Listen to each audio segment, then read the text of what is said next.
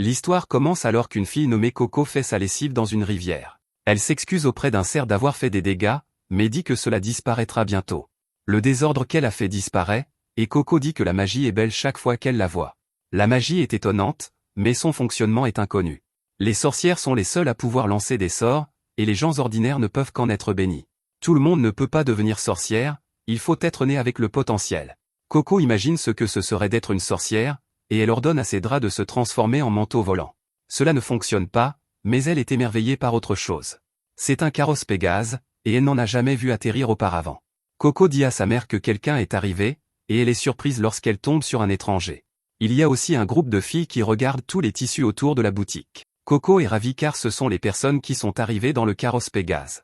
Le gars explique qu'il n'est pas avec les filles et qu'il cherche juste du tissu couleur fumée. Il propose de revenir quand ils ne seront pas occupés, mais Coco dit qu'elle peut l'aider. Coco espère pouvoir aller voir le carrosse Pégase quand elle aura fini, mais sa mère ne veut pas qu'elle touche aux affaires du client.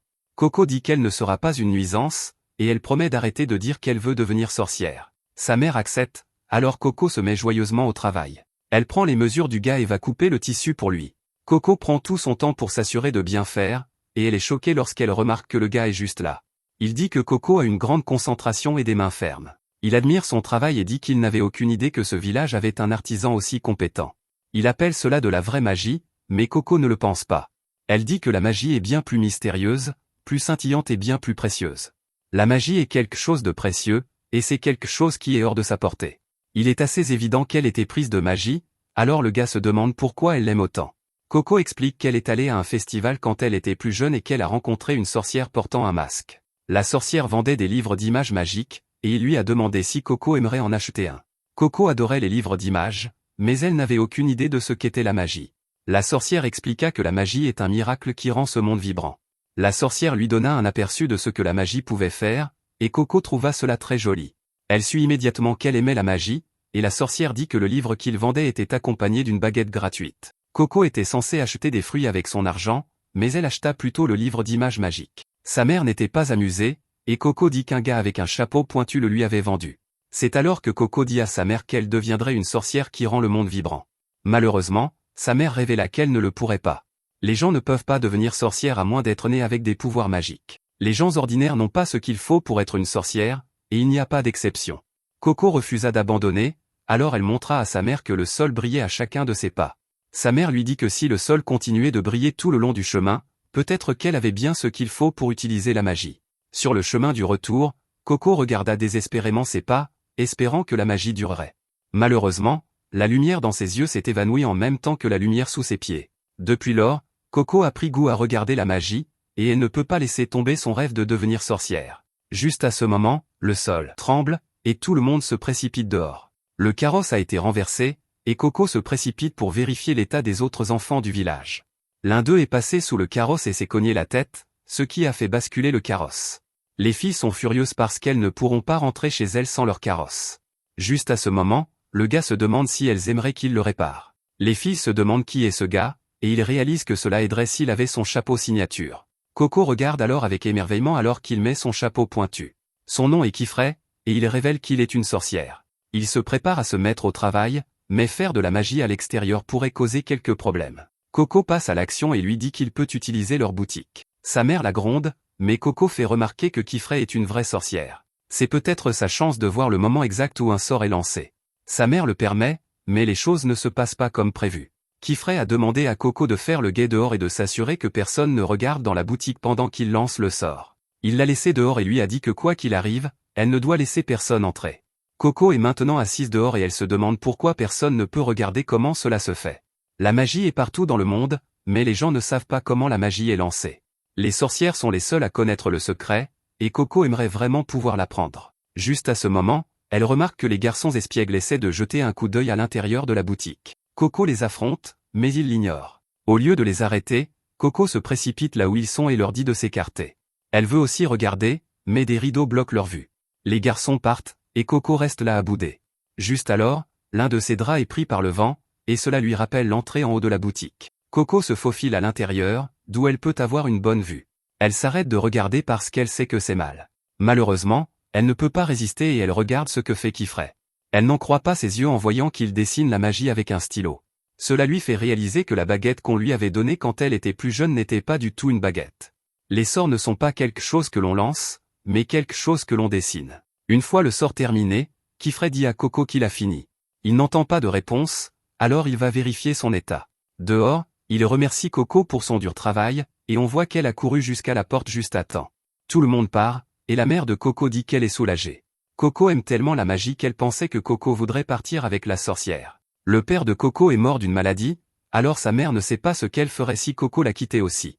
Coco se sent terriblement mal, et elle promet de ne jamais quitter sa mère. Après le dîner, elles se disent bonne nuit. Coco ne perd pas de temps et prend la baguette qu'elle a achetée quand elle était petite. Elle enlève le bas pour révéler qu'il s'agit vraiment d'un stylo. Coco a regardé chaque page du livre d'images magiques de nombreuses fois, et elles contiennent des motifs partout. Elle réalise maintenant que la baguette n'était pas juste un bonus accompagnant le livre, le stylo lui-même était la baguette magique. Elle enlève le haut de la baguette pour révéler qu'elle est remplie d'encre. Avant de commencer, Coco s'excuse auprès de sa mère. Elle promet toujours qu'elle n'ira nulle part, mais elle veut quand même voir si elle peut utiliser la magie.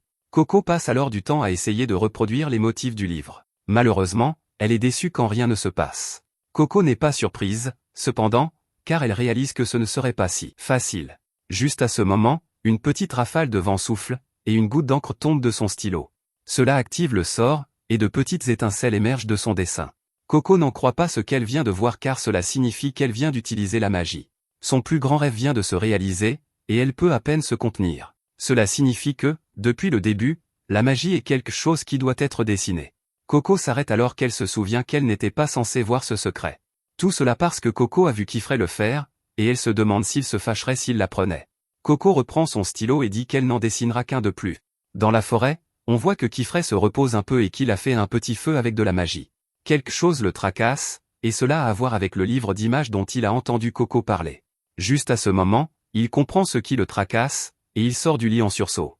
Chez Coco, elle doit éteindre un feu qu'elle a créé avec de la magie.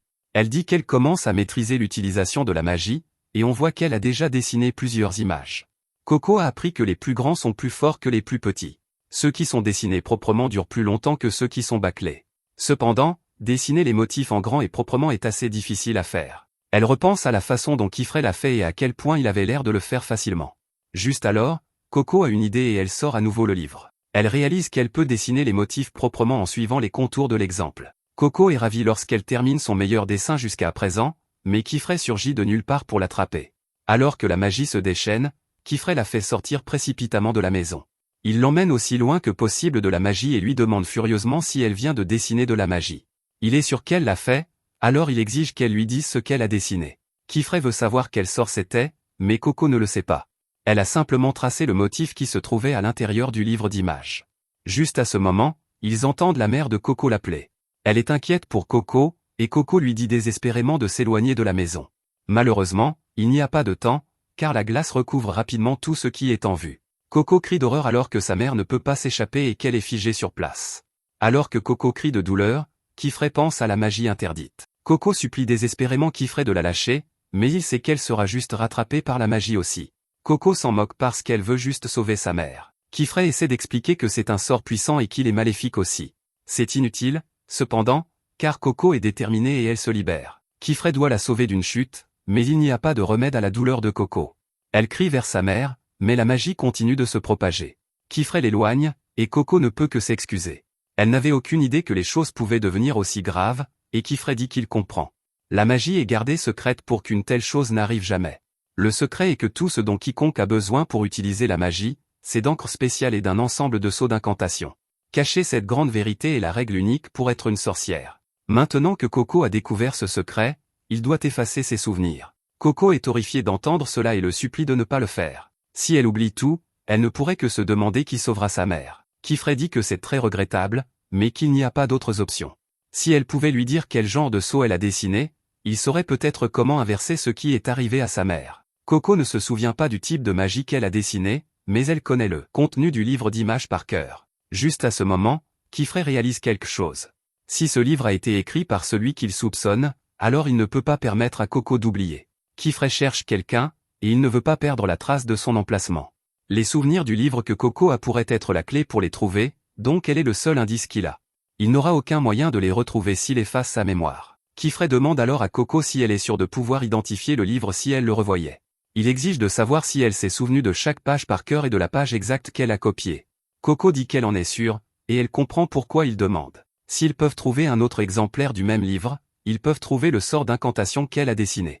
Elle se demande si cela signifie qu'ils peuvent sauver sa mère. Kifray ne veut pas faire de promesses, mais il dit qu'il y a encore une chance. Coco le supplie de ne pas effacer ses souvenirs car elle veut désespérément sauver sa mère. Kifray se demande si elle peut garder le secret, et elle dit qu'elle le peut. Il lui demande si elle est prête à apprendre, et elle se demande ce qu'il veut dire. Il explique qu'une fois qu'elle connaîtra la vérité, on ne pourra pas revenir en arrière. Elle deviendra l'une de celles qui connaissent le secret, et elle doit choisir de se tenir à leur côté. C'est la seule façon pour elle de garder ses souvenirs, et Kifray déclare qu'elle va devenir une sorcière. Des heures plus tard, Coco se réveille et se retrouve dans un carrosse Pégase. Kifray dit qu'ils sont presque arrivés à destination, et il montre du doigt l'extérieur. C'est son atelier et l'école où Coco apprendra. Kifray explique qu'il a planté des graines de garde autour de la maison de Coco. Elles pousseront en un rien de temps et serviront de barrière. Kifray voit que Coco est contrariée et se demande ce qui ne va pas. Elle est en larmes et explique qu'elle a promis à sa mère de ne pas la laisser seule. Kifray lui dit de ne pas se faire de mal car elle ne savait pas ce qu'elle faisait. Il lui suggère de pleurer autant qu'elle a besoin pour pouvoir regarder devant elle. Kifray utilise un peu de magie et déclare que ce sera sa nouvelle maison à partir d'aujourd'hui. Coco est émerveillée, et il dit que ce n'est que de l'eau.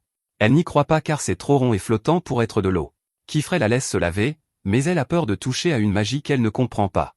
Juste à ce moment, une fille apparaît et lui dit qu'il n'y a rien à craindre. Ce sort s'appelle bulle de vapeur, et c'est une magie qui extrait l'eau de l'humidité présente dans l'air. Il suffit d'incliner le plateau inférieur, et l'eau s'écoule. Coco remercie la fille de lui avoir montré comment l'utiliser, et la fille dit qu'elle aime qu'on la remercie. Elle remercie Coco en retour, et les filles se remercient mutuellement de s'être remerciées. Une autre fille apparaît et dit à Coco d'ignorer Tétia. Cette fille s'appelle Richet, et Coco remarque qu'elle porte un stylo et de l'encre. Ces filles sont des sorcières apprenties, et elles sont élèves de Kifray. Tétia pensait que Coco allait être une élève comme elle, mais Coco dit qu'elle ne peut pas encore se dire élève. Hier était le premier jour où elle a utilisé un sort, et elle n'a aucune expérience. Juste à ce moment, la fille semble effrayée alors qu'elle réalise que Coco était celle qui a fait quelque chose. Coco ne comprend pas ce qu'elles veulent dire, alors elles expliquent qu'il y a une rumeur qui circule sur une étrangère qui a utilisé de la magie interdite. Les gens disent aussi que cette personne a été autorisée à devenir apprentie avec ses souvenirs intacts. Kifray revient et dit aux autres filles d'aller étudier dans les chambres après avoir fini leur corvée matinale. Il donne à Coco les mêmes vêtements que portent ses autres élèves, et il dit qu'il expliquera tout. Quand elle sera prête, Kifray dit qu'il lui racontera l'histoire de la magie. Il commence par expliquer qu'il y a longtemps, la magie n'était pas quelque chose de spécial. Tout ce qu'il fallait, c'était une combinaison de motifs connus et d'encre spécialement fabriquée. C'était un outil familier que tout le monde pouvait utiliser, mais cela a déclenché des conflits à maintes reprises. Lorsque les humains ont le pouvoir de tout faire, c'est exactement ce qu'ils feront. À cause de cela, de nombreux sorts horribles ont été créés. Les quelques personnes qui avaient réellement une conscience se sont détournées des conflits et se sont unies en tant que sorcières. Elles visaient à prendre les souvenirs de la magie des autres et à confier le secret uniquement aux disciples jurés de le protéger. Depuis lors, on a fait croire aux gens que la magie est un pouvoir que seuls quelques élus peuvent maîtriser. Si la vérité se répandait, le monde sombrerait à nouveau dans l'anarchie. Tout le monde est très prudent quant au secret, c'est pourquoi ils ont commencé à parler de ce qui est arrivé à Coco. Coco ne leur en veut pas car elle sait qu'elle a attiré cela sur elle-même. Elle se demande alors ce qu'est la magie interdite. Kifray explique que c'est la magie qui a été dessinée à l'époque des conflits et interdite le jour où les sorcières ont fait leur pacte. En termes simples, c'est de la magie pour blesser les autres. Coco veut désespérément apprendre quels sorts sont interdits car elle aura trop peur de faire autre chose si elle ne sait pas ce qu'elle doit éviter. C'est habituellement à ce moment que Kifray dit à ses élèves d'être patientes, mais la situation de Coco est différente. Il explique qu'il existe d'innombrables sorts interdits, mais que c'est simple quand on résume la question. Tout sort lancé directement sur le corps humain est interdit en toutes circonstances. Cela inclut la transformation, l'altération de l'âge, la manipulation des pensées ou des émotions, le fait de nuire à autrui, ou même de les guérir. Il y a cependant une seule exception. Coco devine correctement que l'exception est un sort qui efface les souvenirs. Kifray démontre alors en expliquant que la plupart des sorts sont lancés sur des outils comme des carrosses ou des lampes. Il donne un autre exemple, qui est une fenêtre. Après avoir placé le cadre de la fenêtre à un certain endroit, cela active un sort. La fenêtre s'ouvre, et Coco est choqué de voir un grand lac. Cela n'a aucun sens car ils étaient entourés de collines il y a une minute. Kifray explique que cela s'appelle une fenêtre chemin. Elle relie deux fenêtres rondes qui portent le même motif. Kifray montre un bâtiment au loin et dit que c'est la tour des tomes. Afin de préserver le savoir, tous les livres liés à la magie sont dupliqués dès qu'ils sont écrits. Coco réalise qu'une copie du livre d'images qu'elle a utilisé devrait s'y trouver, alors elle veut aller immédiatement à la tour. Elle refuse de dormir tant qu'elle ne l'aura pas trouvé, mais Kifré révèle qu'il y a quelque chose qui les en empêche. Le lac commence à trembler, et une créature géante envoie de l'eau à travers la fenêtre chemin. Après avoir fermé la fenêtre, Kifré dit que ce qu'il vient de voir était une épreuve de bibliothécaire. Il explique que la tour des tomes est protégée par 4 bibliothécaires, et seules les sorcières qui surmontent leurs épreuves sont autorisées à entrer. Cela signifie que Coco devra étudier si elle veut entrer. Il dit qu'il est naturel que Coco ressente de la peur, mais que les sorts qui ne sont pas interdits peuvent apporter le bonheur à tout le monde. C'est pourquoi Kifré aimerait qu'elle apprenne les sorts plus doux. Coco est d'accord avec lui et déclare qu'elle est prête à apprendre. Kifré l'emmène dans une pièce et voit que sa camarade de chambre nommée Agot n'est pas là. Il explique qu'elle partagera cet espace de travail avec Agot, mais qu'elle aura aussi sa propre chambre. Sa chambre se trouve au fond de l'espace de travail, en bas de quelques escaliers. Il a du travail à faire, alors il dit à Coco de le prévenir si elle a besoin de quoi que ce soit. Dehors, Kifré utilise un appareil pour contacter quelqu'un. Il le remercie de lui avoir permis de prendre Coco comme apprenti. Alors que Coco explore la pièce, elle est choquée d'entendre une voix. C'est Agot, et elle dit à Coco de bouger pour qu'elle puisse atterrir en sécurité. Coco s'écarte et essaie de se présenter. Agot l'interrompt car elle sait déjà qui elle est. Elle est l'étrangère dont tout le monde parle, et Agot sait qu'elle va rejoindre les rangs en tant que nouvelle élève. Agot s'excuse pour ce qui est arrivé à sa mère, mais elle n'est pas aussi gentille qu'elle en a l'air. Elle fait froidement remarquer qu'à cause de ce qu'a fait Coco, sa mère ne redeviendra jamais humaine. Coco dit qu'elle est là pour la sauver, mais Agot l'interrompt à nouveau. Agot et les autres dessinent des sceaux d'incantation jusqu'à ce que le bout de leurs doigts devienne noir pendant toute leur vie. Elles ont travaillé sans repos jusqu'à ce qu'elles réussissent les tests. Ce n'est qu'à ce moment-là qu'elles ont été autorisées à devenir apprenties. Agot n'aime pas la façon dont Coco est arrivée ici, et elle dit que Coco est une fille ordinaire qui ne sait rien. Pour rendre ses sentiments encore plus clairs, elle dit qu'il n'y a aucun moyen qu'une étrangère comme Coco puisse jamais devenir une sorcière. Coco dit qu'elle a déjà dessiné des sorts, et qu'elle ne saura pas tant qu'elle n'aura pas essayé. Agot déclare qu'elle doit faire ses preuves, et que son test commencera demain. Ce soir-là, tout le monde fait une fête de bienvenue pour Coco, mais les filles sont déçues de voir que la nourriture est la même que d'habitude. Kifré explique que c'est allé si vite, donc la fête devra attendre une autre fois.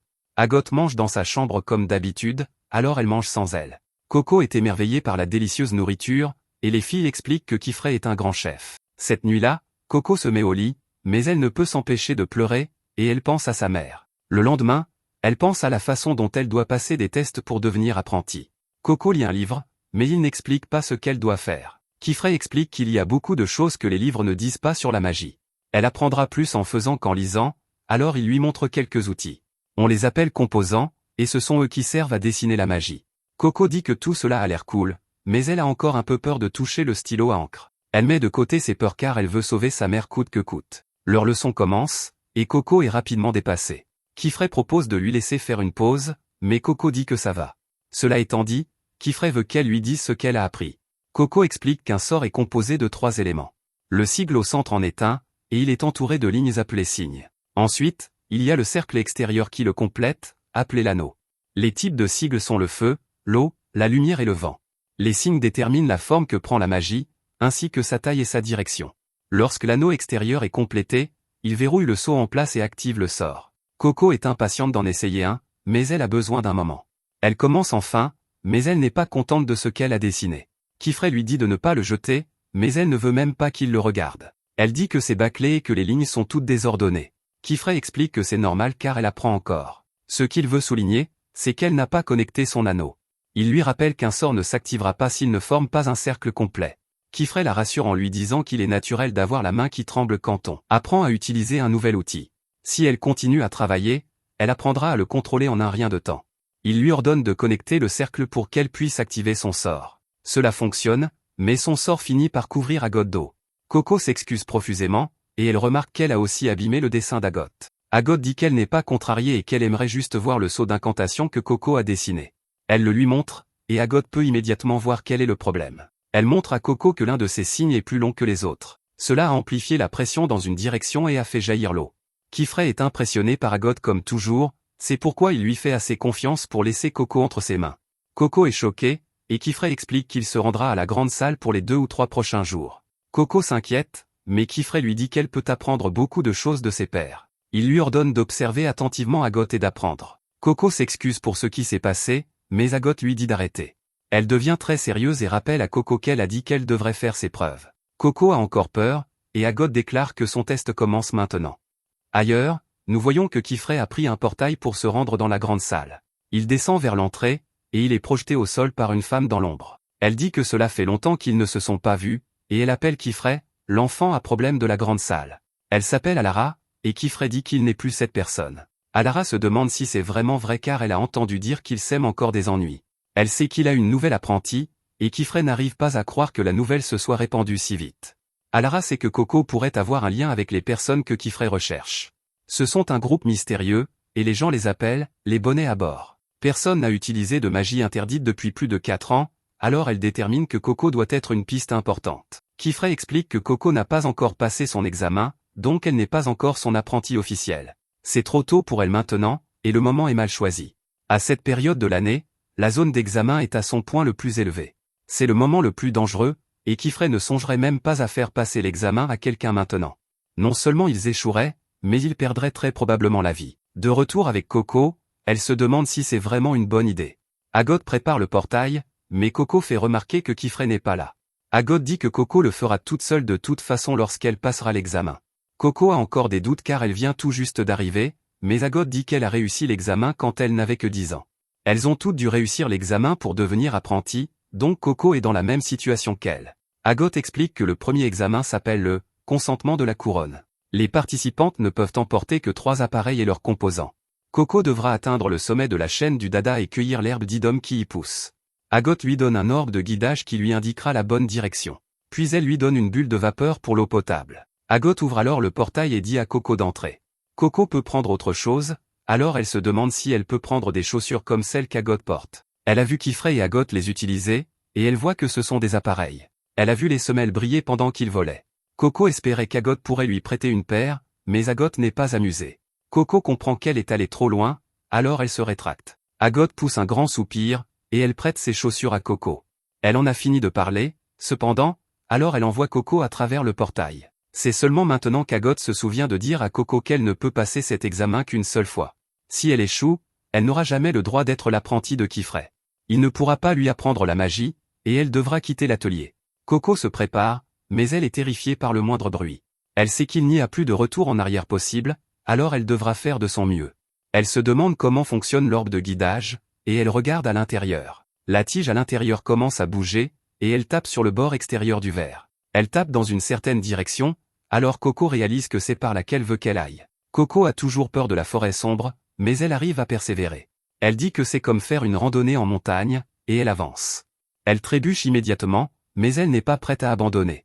Agot a réussi l'examen quand elle n'avait que 10 ans, alors Coco est sûre qu'elle peut le faire. Après avoir surmonté quelques petites difficultés, Coco sort de la forêt. La vue est absolument magnifique, et Coco réalise que c'est la chaîne du dada. L'orbe de guidage pointe maintenant vers le haut, ce qui signifie qu'elle devra trouver un moyen de monter là-haut. Juste à ce moment, elle aperçoit un oiseau volant dans les airs, et elle se souvient qu'elle a emprunté les chaussures d'Agot. Coco dit « vole » en sautant dans les airs, mais elle ne va nulle part. Elle regarde les semelles et remarque que le seau d'incantation est divisé entre le pied droit et le pied gauche. Coco essaie encore, mais cette fois elle s'assure que ses pieds sont parfaitement alignés. Elle est stupéfaite quand cela fonctionne réellement, et elle commence à flotter.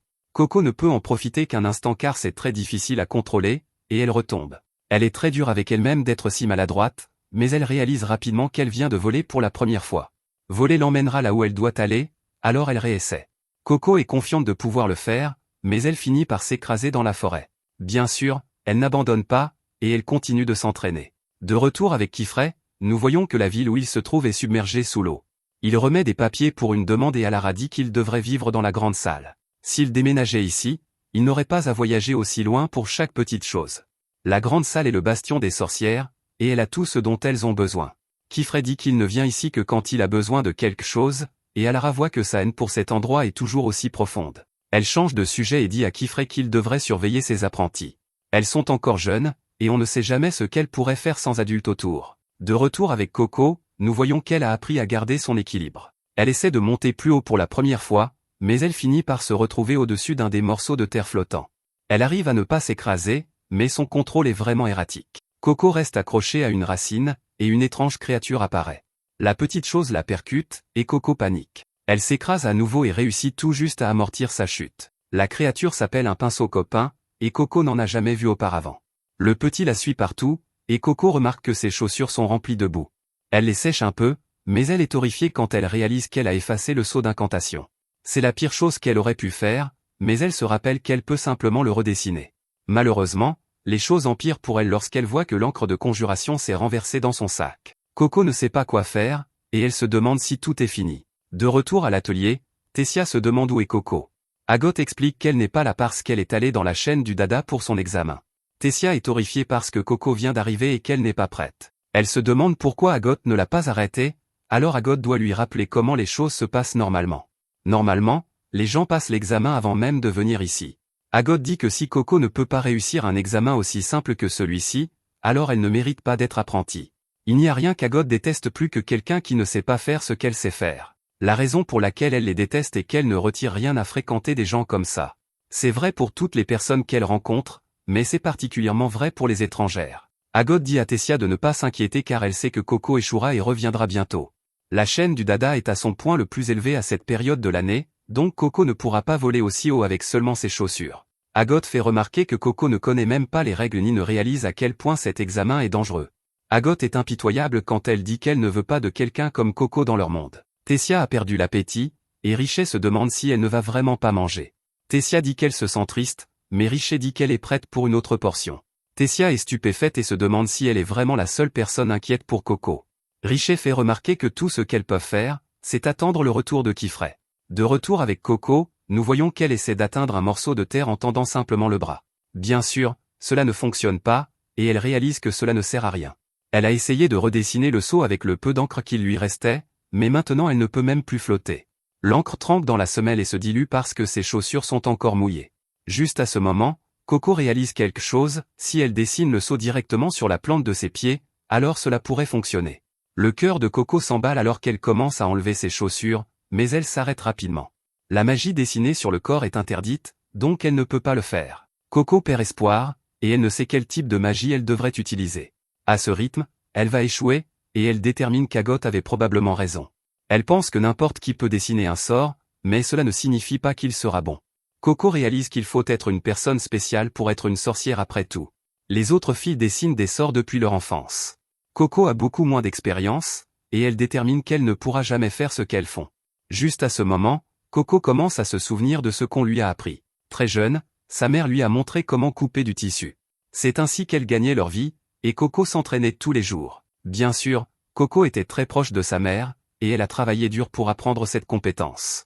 Elle est devenue si bonne dans ce travail que même Kifray l'a remarqué. Coco se souvient comment il l'a appelée, une artisane qualifiée, et il a dit que son travail était de la vraie magie. Juste à ce moment, Coco détermine qu'elle a quelque chose. Son espoir revient alors qu'elle réalise qu'elle a sa propre magie. Quelques instants plus tard, nous voyons que Coco a rassemblé des pierres pointues. Elle déchire un morceau de tissu et l'enroule autour d'une pierre avec un peu d'encre sur la pointe. Puis elle laisse tremper un peu d'eau pour pouvoir la diluer et l'utiliser comme plume. Heureusement, la boue a séché sur sa cape humide, et cela l'a un peu raidi. Cela devrait lui faciliter le dessin, alors elle se met au travail. Coco prend une profonde inspiration, et elle fait sa première marque. En traçant une ligne, Coco imagine sa mère la guidant comme elle le faisait quand elle était plus jeune. Alors qu'elle continue à dessiner, Coco se souvient de ce que Kifray lui a dit.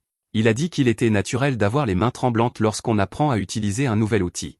C'est pourquoi Coco est passée à un outil auquel elle est habituée, comme cette pierre pointue. Quelques instants plus tard, nous voyons que Coco a fini de fabriquer une voile pour son petit bateau. Elle dit bonjour au pinceau copain, et elle lui montre ce qu'elle a créé. Elle admet que c'est un seau d'incantation plutôt laid, mais c'est ainsi pour une raison. Pour dessiner un seau d'incantation correct, le sigle doit être centré, et les signes doivent être uniformes. On lui a dit avant que si les signes ne sont pas équilibrés, cela peut mettre trop d'énergie dans une seule direction. Coco essaie maintenant d'utiliser ce fait à son avantage. Elle veut voir ce qui se passerait si elle faisait le saut trop long exprès. Si elle a raison, alors la force supplémentaire dans une direction devrait pouvoir jouer en sa faveur. Le pinceau copain est clairement excité, alors Coco se demande s'il veut venir aussi. Le petit veut bien, alors elle lui dit de se tenir bien fort. Coco est enfin prête à voir si cela fonctionne, alors elle ferme l'anneau de son seau. Cela commence comme un succès car beaucoup de vent se rassemble autour d'elle. Coco commence à paniquer, cependant, car quelque chose ne semble pas correct, et elle se demande si elle s'est trompée de direction du signe. Le bateau devient incontrôlable, et Coco s'accroche comme si sa vie en dépendait. La force du sort est bien trop puissante pour le petit bateau, alors il commence à se briser. Finalement, le bateau est submergé, et la voile de Coco se détache. Coco s'accroche désespérément, et la voile l'emporte dans le ciel. Bien sûr, c'est incroyablement instable, mais Coco est ravie quand elle réalise qu'elle a réussi à le faire fonctionner. Ce n'était pas facile, mais elle a trouvé un moyen de voler en utilisant son propre sort. C'est comme un rêve absolu alors qu'elle s'élève haut dans le ciel. En regardant en bas, elle ne peut s'empêcher d'imaginer son ancienne maison. Elle n'avait jamais imaginé qu'aider sa mère l'aiderait aussi à apprendre la magie. Coco devient émue en réalisant que sa mère l'a aidé à réaliser son rêve après tout. Coco se recentre et regarde l'orbe de guidage. Il pointe toujours vers le haut, ce qui signifie que l'herbe d'Idom est encore plus haute que là où elle se trouve maintenant. Coco s'élève courageusement plus haut dans le ciel et suit la direction de l'orbe. Elle aperçoit enfin l'herbe d'Idom sur un morceau de terre et s'approche. Malheureusement, elle va beaucoup trop vite, et elle la manque du premier coup. Coco se aligne à nouveau, mais elle la manque encore. Coco essaie encore et encore, mais attraper l'herbe s'avère incroyablement difficile. Elle évite de justesse de s'écraser sur un autre morceau de terre, et elle doit se recentrer à nouveau.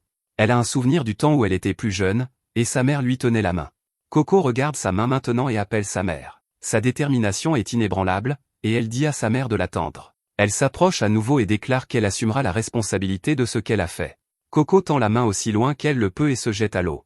Elle n'a jamais été aussi concentrée, et elle tend la main vers l'herbe une dernière fois. De retour à la maison, Kifrey est choqué quand les autres filles lui disent que Coco est partie passer l'examen. C'est beaucoup trop dangereux, alors il décide qu'il va devoir aller la sauver. Tessia est inquiète car Coco échouera s'il l'interrompt. Kifrey a déjà pris sa décision, et il dit qu'il était bien trop tôt pour qu'elle passe l'examen de toute façon.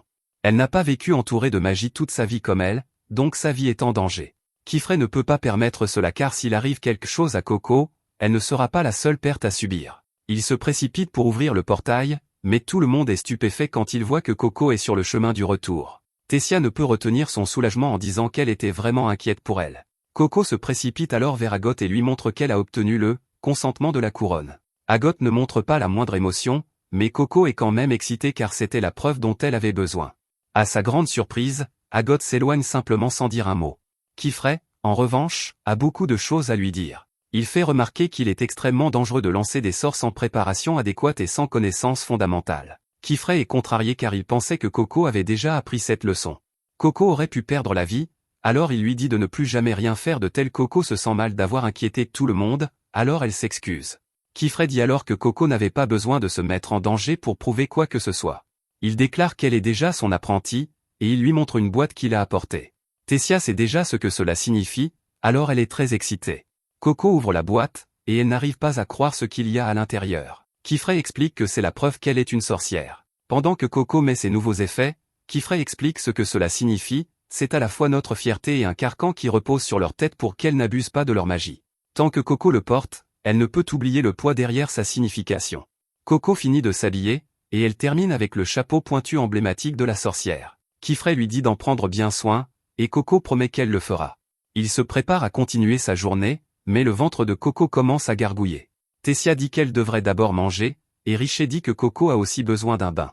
L'examen est enfin terminé, alors le groupe heureux se prépare pour le prochain chapitre. Juste à ce moment, nous voyons qu'un homme masqué semble avoir observé Coco pendant tout ce temps. Il est content de ce qu'il a vu, et il dit qu'une graine a germé. Un peu plus tard, Kifrey explique à Coco qu'il existe de nombreux types de magie, mais que 4 sont considérées comme particulièrement importantes. Il y a le sceau de l'eau, qui est la source de la vie.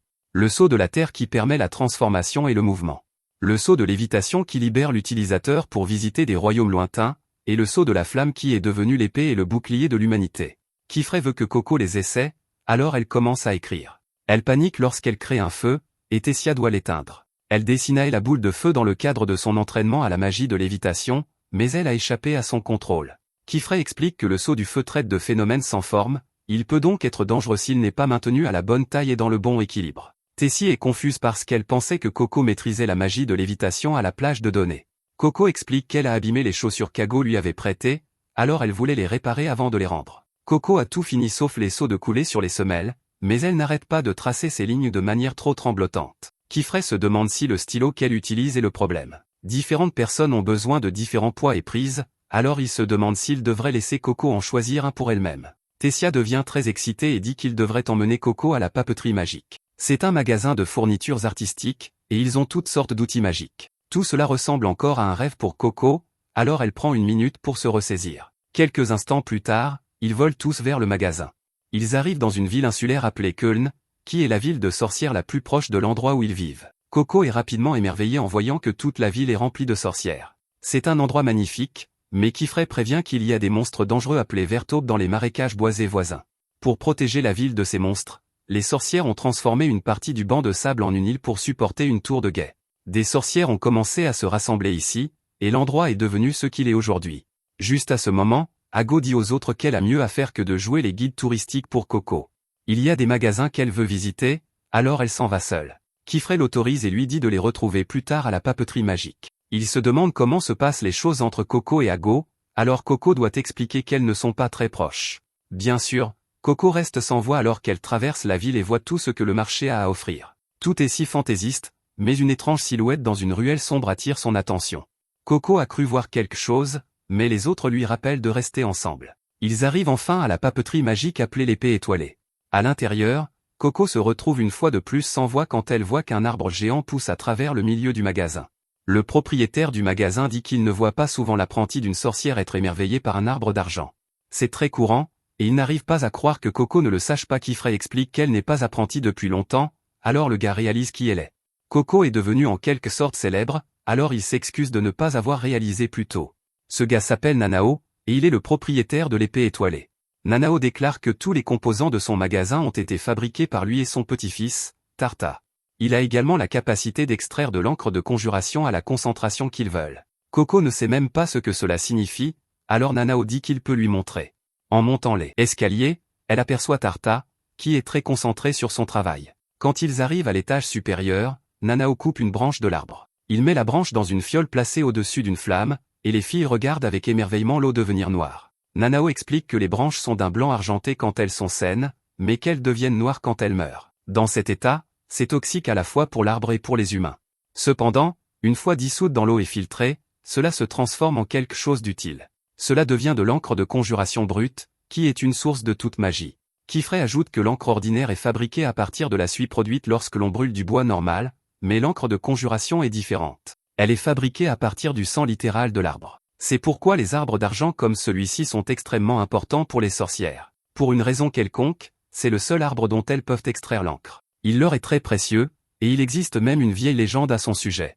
La légende raconte qu'il y a longtemps, un arbre d'argent est tombé amoureux d'une sorcière. Il a offert son sang pour être encre et ses branches pour être baguette. Entendre parler de baguette captive vraiment l'attention de Coco, alors Nanao réalise qu'elle est venue pour en acheter une. Il regarde très attentivement certaines de ses bouteilles en verre, et il en choisit une pour Coco. Il y verse de l'encre et dit à Coco d'aller essayer des baguettes. Il est sûr qu'elle trouvera celle qui lui convient parfaitement, et Coco ne pourrait pas être plus excitée. Elle descend joyeusement les escaliers avec les autres filles, mais elle voit la même personne masquée que tout à l'heure devant la fenêtre. Elle se précipite dehors en leur disant d'attendre, mais la personne a déjà disparu. Les autres filles poursuivent Coco, et elles sont choquées de la voir courir si loin. Elles sont sûres qu'elle se perdra sans elle, alors elles courent pour la trouver. Coco rentre dans Ago, et les autres filles n'ont pas le temps d'expliquer. Elles disent simplement à Ago de venir avec elles, alors elles se mettent toutes à poursuivre Coco. Coco poursuit désespérément la personne mystérieuse, et la poursuite dure assez longtemps. Les autres filles essaient de lui dire de s'arrêter, mais cela ne sert à rien. Elles courent toutes dans une sorte de brouillard, et elles disparaissent devant l'animal de compagnie de Coco. Ago parvient à rattraper Coco, alors Coco explique qu'elle poursuit la personne qui lui a donné le livre interdit. Malheureusement, il s'est enfui, alors Tessia dit qu'elle devrait retourner au magasin. Richie a un mauvais pressentiment à ce sujet car le paysage est trop différent ici pour qu'elle soit simplement à une ruelle de là. Tout le monde regarde autour d'elle, et elle réalise qu'elles sont dans un endroit complètement différent. Les murs et les sols sont faits d'une pierre blanche qu'on ne voit pas à Köln. Cela signifie qu'elles ne sont plus à Köln, et les filles ne comprennent pas ce qui se passe. Elles ne sont pas passées par une voie de fenêtre, et ce n'est pas comme si elles pouvaient simplement se téléporter. Tessia dit que c'est impossible, alors elle va jeter un coup d'œil depuis le ciel. Ago dit que Tessia a peut-être une idée parce que cela ne pourrait arriver que d'une seule façon. Elles auraient pu être directement téléportées ici sans s'en rendre compte. Coco est horrifiée car ce genre de sort n'est pas autorisé, quelqu'un a utilisé de la magie interdite pour les amener ici, et elles ne savent pas comment revenir. Tessia revient toute paniquée après avoir confirmé qu'elles ne sont plus à Köln. Elle dit frénétiquement qu'elles doivent sortir d'ici, et les autres se demandent ce qu'elle a vu qui la met dans cet état. Tessia explique que ce n'est pas ce qu'elle a vu, c'est plutôt ce qu'il a vu. Juste à ce moment, le sol commence à trembler, et un dragon géant apparaît. Nous voyons que l'homme masqué est au loin, et il souhaite la bienvenue à Coco dans le monde de la magie. Alors que Coco est figé de peur, le gars pense à comment elle est leur seul espoir. De retour au magasin, Kifray se demande où sont les filles. Nanao a supposé qu'elle s'était ennuyée et était allée se promener. Kifray ne peut pas imaginer qu'elle s'ennuierait ici parce que c'est le meilleur magasin du monde. De plus, les filles ne sont pas du genre à partir sans rien dire, alors il se demande où elles pourraient être. Juste à ce moment, Tarta dit qu'il les a vues courir après une sorcière étrangement habillée. La sorcière portait un masque qui ressemblait à un globe oculaire, et Kifray est stupéfait d'entendre cela. De retour avec les filles, elles sont toutes horrifiées alors que le dragon géant les regarde. Ago dit aux autres de rester calmes et de rester parfaitement immobiles. Elles doivent maintenir un contact visuel avec la bête tout en reculant très lentement. Quand elles seront suffisamment loin, elle leur donnera le signal, et elles courront aussi vite qu'elles le pourront. Les filles font exactement cela, et elles créent une certaine distance entre elles et le dragon. Quand elles sont suffisamment loin, Ago leur donne le signal, et elles courent toutes pour sauver leur vie. Le dragon les poursuit, et il est bien trop rapide. Ago doit leur acheter du temps avec une attaque de feu, et elle dit à tout le monde que c'est leur chance de courir. Elle crée encore plus de distance, et Coco dit à Ago que son sort était incroyable. Ago explique qu'elle a utilisé le sceau du feu entouré du signe du vent en spirale. Coco n'arrive pas à croire qu'elle l'ait dessiné si vite, mais Ago dit que ce serait impossible. Ce qu'elles font en réalité, c'est dessiner les sorts à l'avance dans un objet appelé un cœur de paume. Avec ce petit dispositif, elles peuvent utiliser les sorts en une seconde simplement en fermant l'anneau du cercle. Juste à ce moment, les filles tombent sur une impasse, et elles voient que le dragon s'approche. Tessia est horrifiée car elle réalise que le dragon va les traquer et les manger toutes vives. Elle ne veut pas que sa vie se termine, et elle commence à paniquer très fort. Elle dit qu'elle n'arrive pas à croire qu'elle a été entraînée dans ce pétrin, et cela fait mal à Coco. Tessia réalise ce qu'elle vient de dire, et Ago essaie de la calmer. Elle lui rappelle qu'elles sont apprenties sorcières et qu'elles trouveront un moyen de s'en sortir avec leur magie. Cela étant dit, Ago dit qu'elle utilisera un sort de brise-mur pour créer une issue de secours. Elle dit à Tessia et Rishi de lui acheter du temps, alors les autres filles se préparent. Pendant qu'elle se prépare, Coco pense à ce qu'elle a vu dans les yeux de Tessia. Tessia la blâme pour tout cela, et Coco peut comprendre pourquoi. Tessia finit de dessiner son sort, et elle le place dans sa robe. Cela fait voler sa robe, et elle parvient à attirer l'attention du dragon. Cela leur fera gagner du temps, alors les autres filles lui disent qu'elle a fait du bon travail. Coco est également émerveillée, mais elle remarque un étrange cercle magique au loin. Elle essaie d'en parler à Ago, mais cela fait rater son dessin à Ago. Bien sûr, Ago est furieuse et dit à Coco qu'elle ne peut pas toucher quelqu'un pendant qu'il dessine. Coco dit qu'elle ne l'a pas fait exprès, mais cela ne fait qu'empirer les choses. Ago fait remarquer que Coco ne fait jamais exprès les choses qu'elle fait, transformer sa mère en pierre et mettre toutes les filles en danger ont été des accidents. Elle ne fait rien intentionnellement, mais au final, c'est toujours de sa faute. Ago lui dit qu'elle doit bien comprendre à quel point elle est ignorante et qu'elle doit simplement arrêter de faire quoi que ce soit. Ago dit alors que son dessin est ruiné et qu'elle n'a pas le temps de recommencer. Elle essaie de trouver une solution, mais soudain, Rishi dit qu'elle s'en est occupée. Elle termine son propre dessin et crée un trou géant dans le mur. Ago lui dit qu'elle a fait du bon travail et dit qu'elles peuvent enfin laisser cette impasse derrière elle. Ago précise qu'elle parle d'une partie du labyrinthe, mais elle ne blâmerait pas Coco si elle pensait qu'elle parlait d'elle. Les filles continuent leur fuite, et Coco se demande ce que Kifray lui dirait de faire. De retour en ville, nous voyons que Kifray a cherché les filles. D'après ce que Tarta lui a dit, il a déterminé que les chapeaux sont derrière tout cela. Ils ont une réputation terrifiante, et personne n'aurait imaginé que l'un d'eux viendrait ici. Les chapeaux sont une faction dangereuse qui porte des chapeaux d'une époque révolue. Leurs identités sont un mystère car ils portent des masques pour couvrir leur visage. Kifray pensait que Coco leur donnerait un indice, mais il ne s'attendait pas à ce que les chapeaux viennent à elle. Il se demande si Tarta a plus d'informations, mais non. Heureusement, le petit pinceau compagnon de Coco attire l'attention de Kifray. Kifray se souvient que Coco a ramené ce petit gars, et il semble qu'il était avec les filles quand elles ont disparu. Il sait même où elles sont allées, alors Kifray suit son guide. Il fera très bientôt nuit, alors Kifray espère juste que tout le monde est en sécurité. Le dragon attrape le leurre de Tessia et les filles continuent de courir pour sauver leur vie. La créature est absolument terrifiante et elle fait trembler le sol à chaque fois qu'elle atterrit. Les filles sont horrifiées lorsqu'elles réalisent qu'elles sont revenues au même trou que Rishi avait ouvert auparavant. Rishi a perdu le compte du nombre de fois que cela s'est produit et les filles décident de trouver un endroit couvert pour se cacher. Elles trouvent un endroit et Tessia a du mal à accepter leur situation. Coco lui donne le chapeau qu'elle a laissé tomber et elle peut voir que Tessia ne va pas bien. Elle s'excuse et dit que tout est de sa faute. Coco veut se faire pardonner d'une manière ou d'une autre, alors elle offre sa propre cape pour la garder au chaud. Tessia est touchée par le geste et Coco explique pourquoi la cape signifie tant pour elle. Quand elle la porte, personne ne peut voir qu'elle tremble de peur. Savoir qu'elle a toujours l'air d'une sorcière à l'extérieur l'aide à être courageuse. À cause de cela, Coco veut que Tessia la porte maintenant. Tessia a eu beaucoup plus d'espoir que Coco dans cette situation, et tout le monde aura besoin d'elle. À ce moment-là, Tessia active une sorte de magie et les recouvre toutes les deux d'un gros nuage. Cela les isole et les autres filles se demandent ce que Tessia fait. Tessia s'excuse pour la façon dont elle a regardé Coco tout à l'heure et Coco lui dit que ce n'est pas grave parce que c'est vraiment de sa faute. Tessia se sent quand même mal parce qu'elle a déchargé sa peur sur Coco.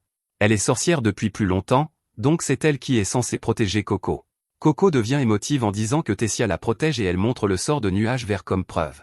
Elle dit qu'elle se sent super détendue même si elles sont en danger et elle pense que cette magie est puissante. Tessia s'ouvre un peu et révèle que ce sort est en fait sa propre création. Quand elle était petite, elle a toujours rêvé de faire une sieste sur un nuage. Quand elle a appris la magie, elle a commencé à essayer différentes choses pour y parvenir. Ce n'est pas encore fini, mais une fois qu'il le sera, elle aimerait le soumettre pour approbation comme un sort à usage général que tout le monde pourrait essayer. Ce n'est peut-être pas le sort le plus utile qui soit, mais c'est son rêve et cela compte beaucoup pour elle. Elle dit à Coco de garder sa cape car elle a beaucoup de sens. Tessia veut qu'elles gardent toutes leurs capes jusqu'à ce qu'elles soient toutes rentrées chez elles saines et sauves et qu'elles deviennent ensemble de vraies sorcières. Coco est touchée par cela et elle accepte avec joie. Juste à ce moment, Ago et Richie s'installent confortablement à l'intérieur du sort de nuage aussi. Ago dit qu'il fait trop froid dehors et elle offre même quelques conseils sur la façon dont Tessia peut améliorer son sort de nuage. Tout d'abord, elle dit qu'il doit être fait d'une substance ayant plus de masse. Si Tessia veut que les gens puissent voler dessus, elle aura besoin d'un matériau ressemblant à un nuage comme substitut, comme du coton.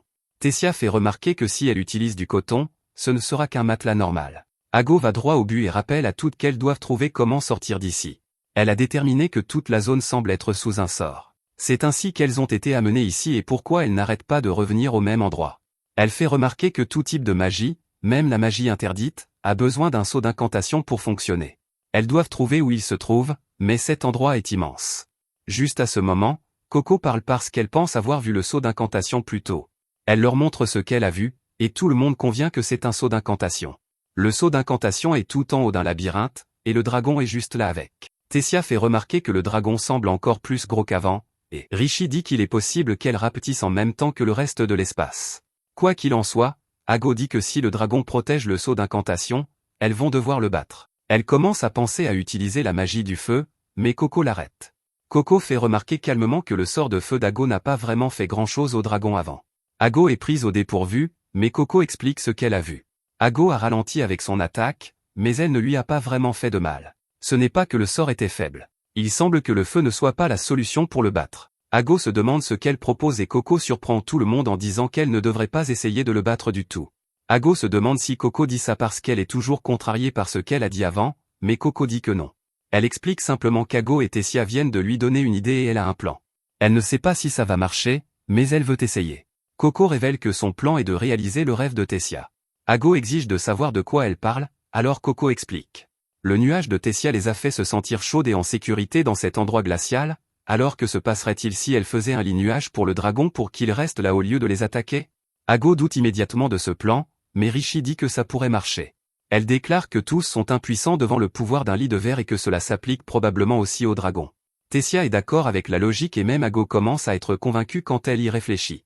Elle dit à tout le monde de lui donner une minute pendant qu'elle pense à quel point un lit de verre est irrésistible. À ce moment-là, Coco se lève et tout le monde se demande ce qui ne va pas. Coco dit qu'elle pensait juste à savoir si le dragon allait bien. Elle se souvient que quand elles se sont enfuies avant que le dragon ne s'écrase violemment contre un pilier. Elle avait trop peur à ce moment-là pour y penser, mais elle réalise maintenant que ça a dû être vraiment douloureux. C'est d'ailleurs une grande partie de la raison pour laquelle elle veut essayer ce plan. Elle se souvient de ce que Kifrey lui a dit à propos du fait que les sorts ne sont pas interdits, sont ceux qui apportent le bonheur à tous. Tout le monde est surpris par son discours et même Ago ne peut s'empêcher d'écouter. Coco veut montrer au dragon une magie plus douce et si ça marche, personne n'a besoin d'être blessé. Sa compassion est inspirante et elle semble même toucher Ago. Tessia est émue par cela et elle dit que si Ago les aide, ça marchera probablement encore mieux. Richie est d'accord et fait remarquer qu'Ago semble déjà avoir quelques idées. Ago admet que c'est le cas, alors Tessia dit qu'elles devraient faire cela ensemble. Elle rappelle à Ago qu'elle est la meilleure pour dessiner les sauts d'entre elles toutes et qu'elles auront bien plus de chance si elle est dans l'équipe. Ago prend un long moment pour réfléchir, mais elle finit par accepter. Coco la serre presque dans ses bras d'excitation, mais Ago dit qu'il est temps de planifier. Les filles se réunissent et cherchent des idées sur ce avec quoi elles pourraient faire un lit nuage. Elles ont besoin de quelque chose d'aussi moelleux qu'un nuage, mais avec une substance appropriée, quelque chose qu'elles peuvent trouver dans cet endroit, et qui peut aussi supporter le poids d'un dragon. Tessia suggère du papier déchiqueté, Mais Ago dit que même si elle déchiquetait tous leurs 4 appareils, cela ne suffirait pas. Coco suggère du tissu, et Rishi suggère des cheveux, mais Ago les rejette aussi. Juste à ce moment, Ago réalise qu'elle pourrait peut-être utiliser du sable. Elle explique qu'elles peuvent créer du sable très fin en brisant les murs et les sols en utilisant le sort de brise-mur. Ago se met au travail et commence à dessiner. Elle explique que plus il y a de signes dessinés sur le seau, plus le sable produit sera fin, et encore plus si les seaux sont plus petits. Rishi dit qu'elle devrait lui laisser les petits seaux, et elle commence à dessiner comme une folle. Coco n'en croit pas ses yeux à quelle vitesse elle va, et Tessia dit que c'est la spécialité de Rishi. Ago dit à Tessia de penser à un sort qui rassemblera le sable sur la place centrale sans trop le tasser. Quant à elle, elle essaiera de penser à un sort d'enveloppement qui le maintiendra en place. Tout le monde sait quoi faire, alors elle se met en mouvement. Coco se demande ce qu'elle devrait faire, alors Ago lui dit de ne pas gêner. Elle a accepté le plan de Coco, mais Coco n'a pas un niveau de compétence tel qu'Ago peut lui confier un sort. La meilleure chose qu'elle puisse faire maintenant est de ne pas gêner. Coco comprend, alors elle regarde les autres depuis un endroit sûr. Coco regarde l'un des sorts qu'Ago a jeté, et elle se demande comment elle dessine un cercle aussi parfait. Elle regarde de plus près et ne peut s'empêcher d'admirer Ago. Ago trace le cercle dans l'air plusieurs fois au début, puis commence au point le plus proche d'elle. Coco se demande si les autres filles font de la même manière, alors elle les observe attentivement. Elle est choquée de réaliser que les autres filles font de la même manière. Coco se demande alors comment elle a fait tout ce temps, et elle réalise quelque chose. Elle n'a jamais vraiment réfléchi à des choses comme par où commencer et à quoi la forme finale devrait ressembler.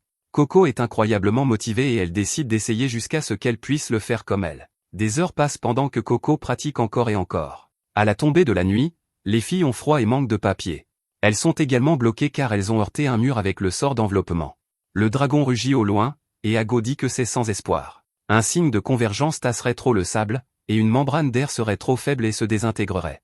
Rishi suggère de le renforcer avec de fines bandes de tissu, mais Ago dit que le simple fait de l'envelopper ne suffira pas.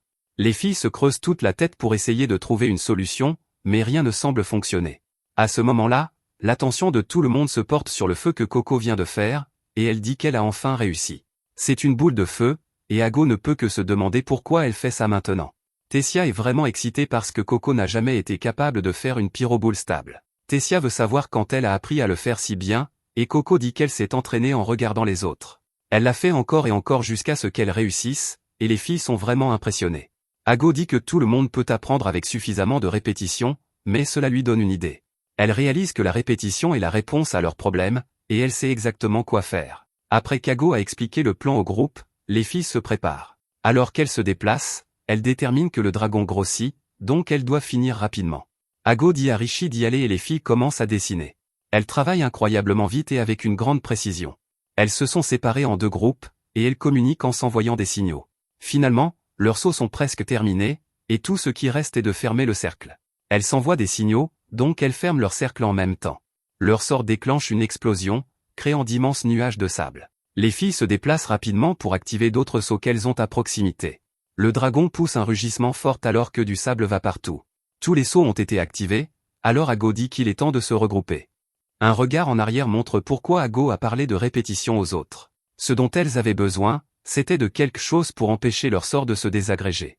Son idée était d'envelopper le sort dans une magie de répétition qui le ramène constamment à sa forme initiale. En d'autres termes, elles envelopperaient la combinaison de brise-mur et de nuages bouffants dans un sort de répétition pour créer un nuage de sable. Le dragon est vraiment gros, donc Ago a déterminé qu'elles auraient besoin de 5 sorts. Après avoir activé tous les sauts, les filles se regroupent enfin. Si elles ont réussi le positionnement et le timing pour combiner les 5 sauts en un seul, alors même lorsque le dragon s'y enfoncera avec son poids, le nuage de sable devrait pouvoir le retenir. Le nuage devrait continuellement essayer de revenir à sa forme originale et maintenir son moelleux. Étonnamment, le dragon semble curieux alors qu'il s'approche du nuage. Les filles attendent avec impatience de voir ce qui se passe, et elles sont toutes choquées lorsque le dragon jette son corps géant dessus. Il semble aimer le lit moelleux, et les filles l'appellent le coussin neutralisant de dragon. Ago, cependant, dit que cela s'appelle en fait le lit de sable du serpent. Il n'y a pas de temps à perdre car c'est leur seule chance de passer devant le dragon. Tessia prend du retard en regardant la bête s'allonger sur son nouveau lit. Elle révèle que c'est la première fois qu'elle rend quelqu'un heureux avec un sort. Elle n'y avait jamais vraiment pensé avant, et elle n'arrive pas à croire que les sorts puissent apporter autant de joie. Les filles se dirigent ensuite vers le seau qui se trouve sur la tour. Elles ne savent pas quel genre de sort c'est car elles n'en ont jamais vu auparavant. De retour avec Kifrey, nous voyons que l'animal de compagnie de Coco l'a mené à la ruelle où les filles ont été vues pour la dernière fois. Kifrey ne sent personne ici, Alors il se demande où les filles sont allées. Tartare dit qu'il pensait que cette ruelle était pavée et il se demande s'ils l'ont changée. À ce moment-là, cela fait réaliser quelque chose à Kifray. Il explique que les brosses compagnons sont attirés par l'odeur de l'encre d'invocation. La petite bête renifle quelques pierres, alors Kifray va vérifier ce que c'est. Regardez en dessous libère une énorme quantité de pouvoir et le sort n'arrête pas d'attaquer Kifray. De retour avec les filles, nous voyons que quelque chose se passe dans cette dimension. Ago est furieuse parce que Tessia a pensé que ce serait une bonne idée de briser le sceau. Le sceau est ce qui les a amenés ici, alors elle a pensé que le briser les libérerait de ce monde. Malheureusement, cela n'a fait que rendre les choses beaucoup plus dangereuses, mais Coco pense qu'une sortie vient de s'ouvrir dans le ciel.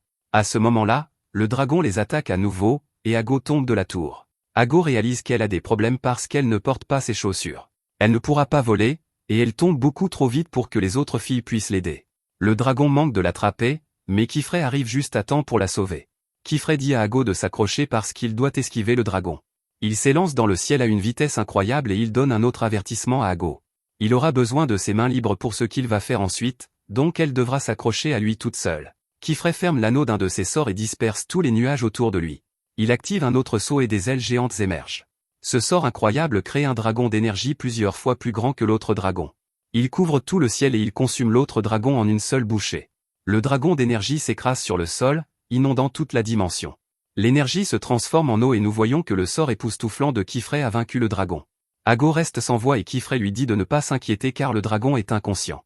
Les autres filles arrivent et Kifray est heureux de les voir. Il explique qu'il les cherchait et qu'il a été amené ici par une sorte de sort. À ce moment, il réalise que Coco n'est pas avec elle et il se demande où elle est. Coco est maintenant dans une dimension couverte d'obscurité et elle ne peut entendre qu'une voix. C'est le gars masqué qui est derrière tout cela et il souhaite la bienvenue à Coco. Il explique qu'il a attendu si longtemps que les graines qu'il a plantées germent. Il se demande si Coco a aimé la mission qu'il lui a confiée et si cela a aidé sa croissance. Coco ne semble pas consciente donc elle ne peut pas lui répondre. Le gars dit à Coco qu'il veut lui offrir un cadeau et il dit qu'il lui apprendra des choses que Kifray ne peut pas. Il dit que quand ce jour viendra, ce sera vraiment quelque chose de spécial. Coco se réveille et quand elle reprend ses esprits, elle se demande si Ago va bien. Ago va bien, donc Coco est incroyablement soulagée. Kifray explique qu'il a trouvé Coco inconsciente sur les escaliers de la tour. Coco n'a aucune idée de quoi il parle, alors Kifray craint que les chapeaux cloches n'aient pu lui faire quelque chose. Coco dit que non et qu'elle est juste un peu dans la lune. Coco remarque que toutes les filles sont couvertes de saleté et elle se demande si elle va bien. Coco dit qu'elle va bien, mais elle ne peut pas retenir ses véritables émotions. Elle craque et s'excuse auprès de tout le monde de les avoir mêlées à tout cela. Elle est vraiment désolée, et les filles ne savent pas quoi dire. Kifray dit à Coco que Tessia l'a mis au courant de tout ce qui s'est passé là-dedans et de ce qu'elles ont toutes fait. Il dit que d'après ce qu'il a entendu, Coco les a toutes sauvées. Il lui dit que les idées sont tout aussi importantes pour lancer des sorts que la calligraphie. Il ne veut pas laisser cela se perdre et il veut travailler dur pour cultiver ce talent. Coco se sent beaucoup mieux et elle est d'accord avec lui. Les filles célèbrent ensemble et Nanao arrive, heureux de voir que tout le monde va bien. Kifray révèle qu'il a une demande sérieuse à faire à Nanao. Il s'avère que Kifray a trouvé un seau d'incantation caché sous les pierres qui servaient de pavement dans la ruelle. Kifray a besoin de savoir ce qu'il y a dans l'encre et il veut que Nanao se renseigne. En plus de cela, il veut qu'il garde le secret même vis-à-vis des chevaliers moraux. Nanao est choqué parce que les sorcières ont l'obligation de signaler les observations de magie interdite. Kifray montre à quel point il peut être terrifiant en répétant simplement que pas une seule personne ne doit jamais découvrir cela. Après que Kifray soit passé, Nanao ne sait pas ce qui est pire. Les choses qui se sont déjà produites ou les choses qui pourraient arriver ensuite. Un peu plus tard, Coco s'entraîne à dessiner des sorts aux côtés d'Ago. Coco soupire à cause de son erreur, ce qui fait qu'Ago se trompe à son tour. Coco fait alors tomber un livre, ce qui dérange également Ago. Ago décide de quitter la pièce, et Coco se demande si elle n'a pas fait trop de bruit. Ago continue à s'entraîner dehors et parvient à accomplir un sort. Malheureusement, elle dit que la lumière qu'elle a créée est faible et instable. Un oiseau semble l'apprécier, ce qui fait perdre sa concentration à Ago. À l'intérieur, Coco est contrariée car son dessin est encore tremblant.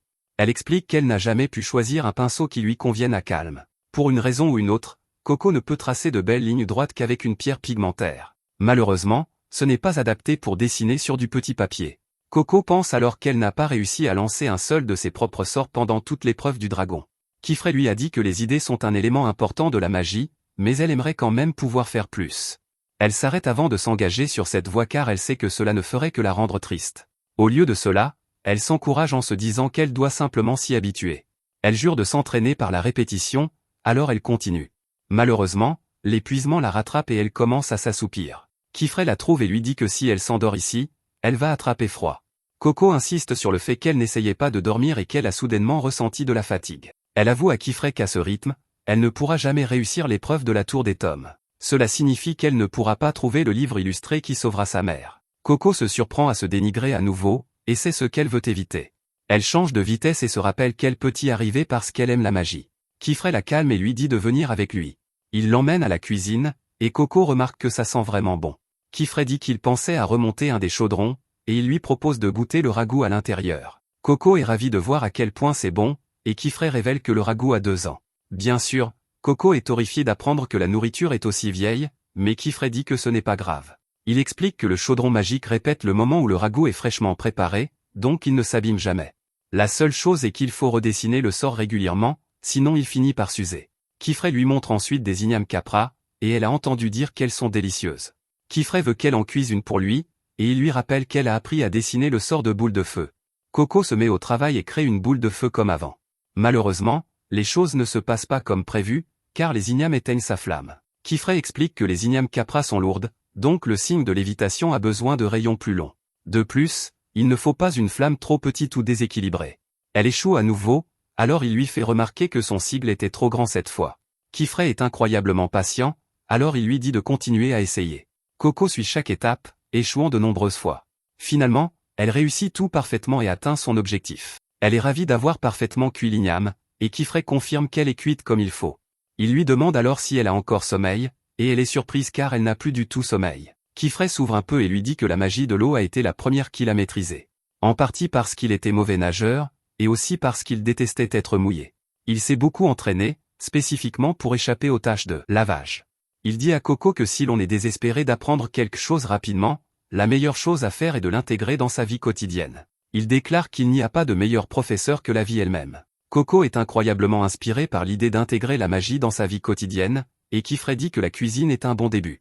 C'est une très bonne pratique, et elle peut en même temps profiter de bonne nourriture. Juste à ce moment, Tessia arrive parce qu'elle a senti quelque chose de délicieux, et Richie est juste derrière elle. Tessia se porte immédiatement volontaire pour faire fondre le fromage, et Richie dit que ce serait cool d'ajouter des marques de grillade avec la magie. Kifray lui dit qu'il espérait que Coco le fasse cette fois, et il demande si c'est acceptable. Coco accepte joyeusement, alors ils se remettent au travail avec l'aide des autres filles. Tous s'amusent pendant que Coco s'exerce à utiliser la magie pour cuisiner, et il prépare un magnifique repas. Coco a l'idée de manger dehors, alors Kifray adore et dit que ce sera comme un pique-nique. Il va rassembler leurs affaires, et Coco invite Ago. Ago dit qu'elle peut manger tout en travaillant, donc elle ne participera pas à la sortie. En outre, elle fait remarquer qu'il s'est mis à pleuvoir dehors. Tessia n'en croit pas ses yeux car il faisait si beau il y a quelques minutes, et Richie dit que c'est dommage. Coco se souvient que Kifray a mentionné qu'il détestait être mouillé, alors elle suppose que le pique-nique est gâché. Juste alors, Kifray revient et se demande pourquoi tout le monde fait la tête. Il leur rappelle qu'elles sont des sorcières, et il les émerveille en utilisant la magie pour dégager le temps autour de lui.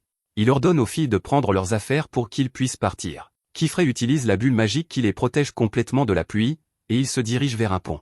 Là, ils dégustent tout le délicieux repas qu'ils ont préparé. Finalement, la pluie s'arrête et un arc-en-ciel se forme. Coco reste sans voix devant tant de beauté, et elle a une idée. Elle veut qu'Ago voie l'arc-en-ciel avec eux car c'est la magie que ce monsieur leur a montré. Coco rentre précipitamment et tombe sur un inconnu à la porte. L'homme est surpris et se demande qui elle est. Il lui demande si elle est la messagère de quelqu'un, et il se demande si elle appartient à Alaria. Kifray arrive juste à ce moment-là, et Coco se précipite à ses côtés. Maintenant qu'elle est en sécurité, elle se présente comme l'apprentie de Kifray. L'homme est complètement choqué d'entendre cela, et il appelle Kifray par son nom. Kifray connaît ce type, et il le salue sous le nom d'Arugio.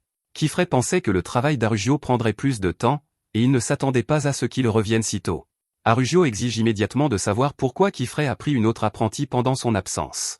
Kifray dit que ce n'est pas si simple et explique que Coco a été victime de magie interdite. Arugio est visiblement contrarié après avoir entendu cela, et il dit à Coco de venir avec lui.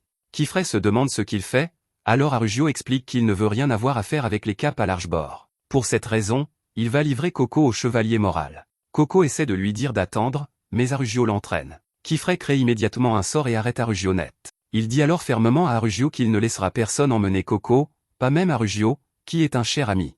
Arugio n'en croit pas que Kifray lui tourne sa magie contre lui, et il exige de savoir qui est cette fille. Kifray dit qu'ils devraient tous rentrer et qu'il expliquera tout. De retour avec les autres filles, Richie dit qu'il y a eu une éclaircie dans les nuages, alors elle a cru que l'orage était fini. Cependant, il pleut maintenant encore plus fort qu'avant. Tessia est d'accord qu'on se prépare pour une vraie tempête cette nuit. Dans une autre pièce, Arugio n'en croit pas que Kifrey ait pris une étrangère comme apprentie. Kifrey est contrarié par la façon dont Arugio appelle Coco une étrangère, alors il lui dit qu'elle s'appelle Coco. Arugio s'excuse auprès de Coco et admet qu'ils n'ont tout simplement pas d'autres mots pour les gens qui ne sont pas sorcières. Kifrey les présente alors officiellement et explique qu'Arugio est l'œil vigilant de cet atelier. Il explique que les petits ateliers ruraux comme le leur ont tendance à devenir des silos. Pour éviter qu'ils ne cachent leurs problèmes, une autre sorcière reste avec eux pour surveiller les choses. Cette sorcière est appelée l'œil vigilant.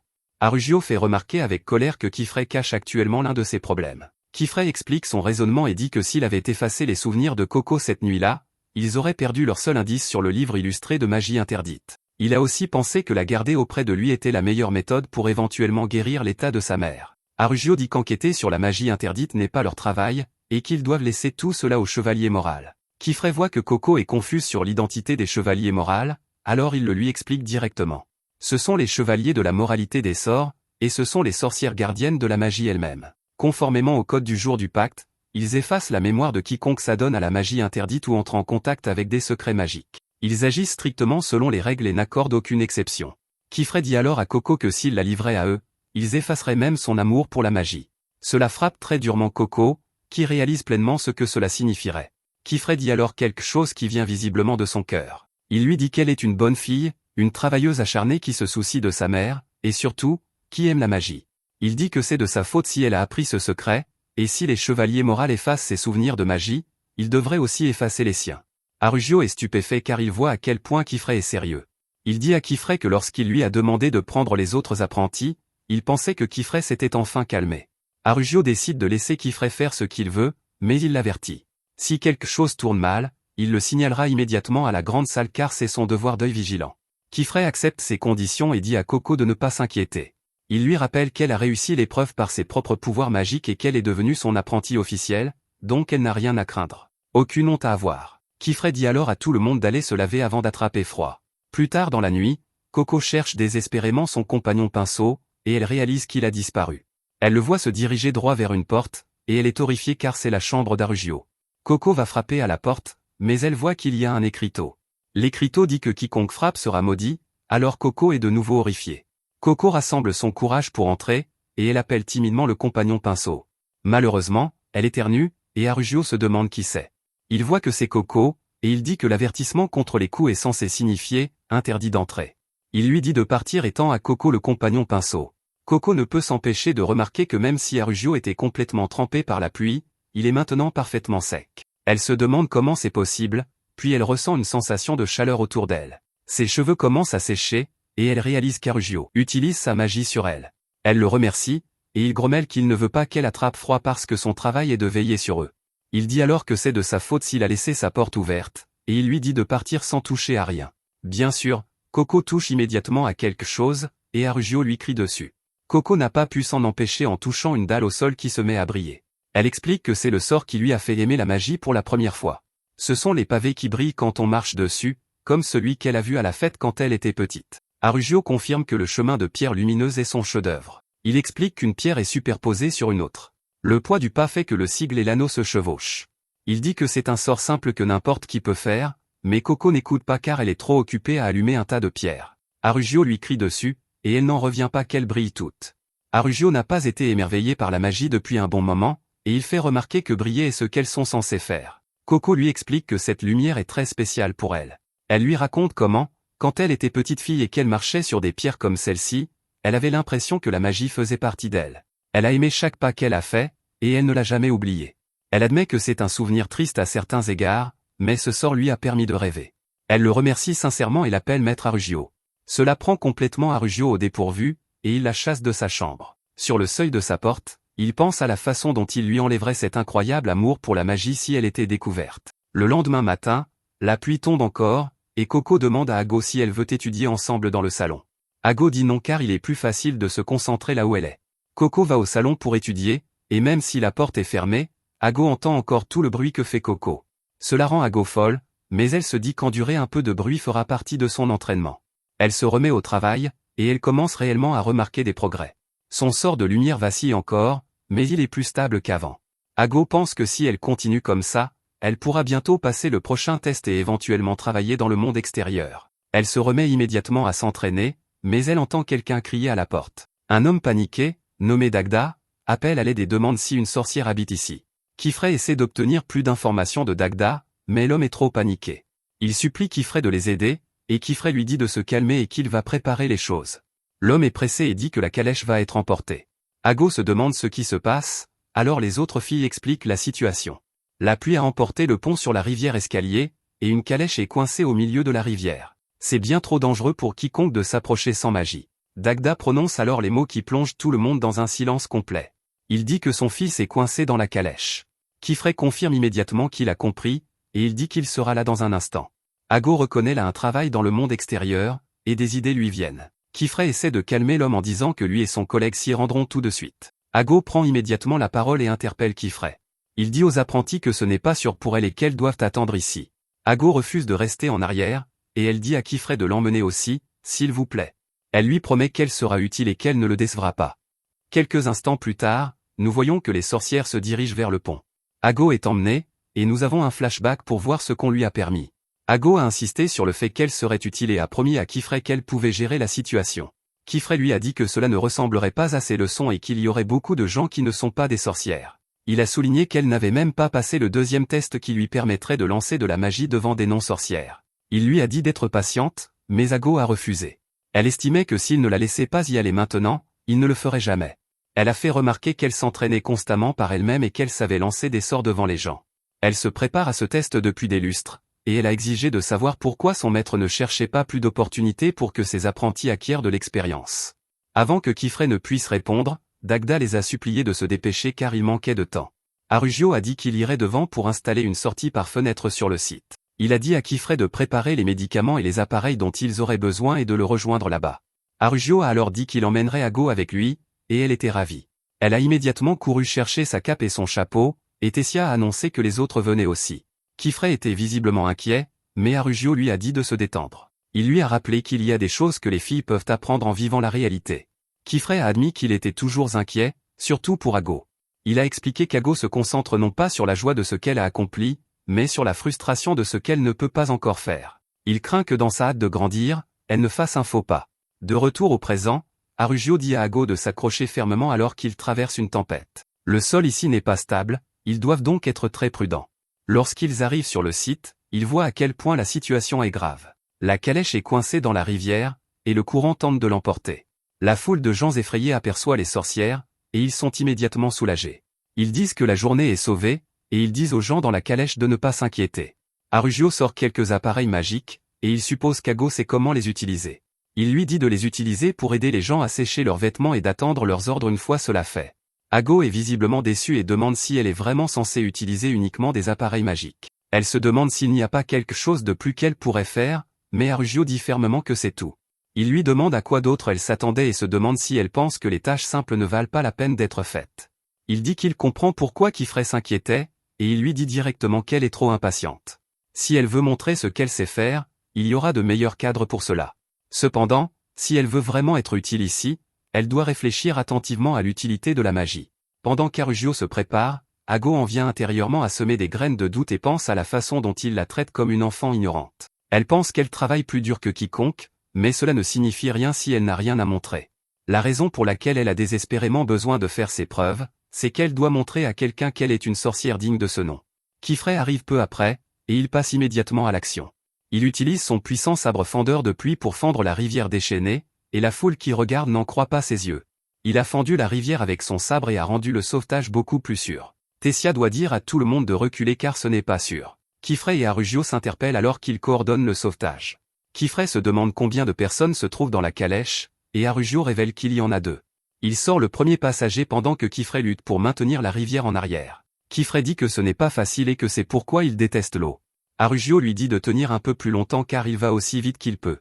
Arugio récupère le deuxième passager, et Kifrey est enfin libre de lâcher prise.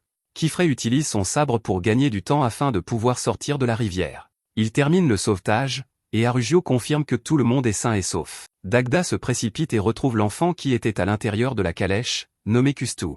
Kustu s'excuse et dit qu'il essayait de protéger la cargaison. Dagda dit que cela n'a pas d'importance tant qu'il est en sécurité, et il remercie abondamment les sorcières. Kifrey est simplement content qu'il soit arrivé à temps, et il lui dit que ses apprentis ont des médicaments si quelqu'un est blessé.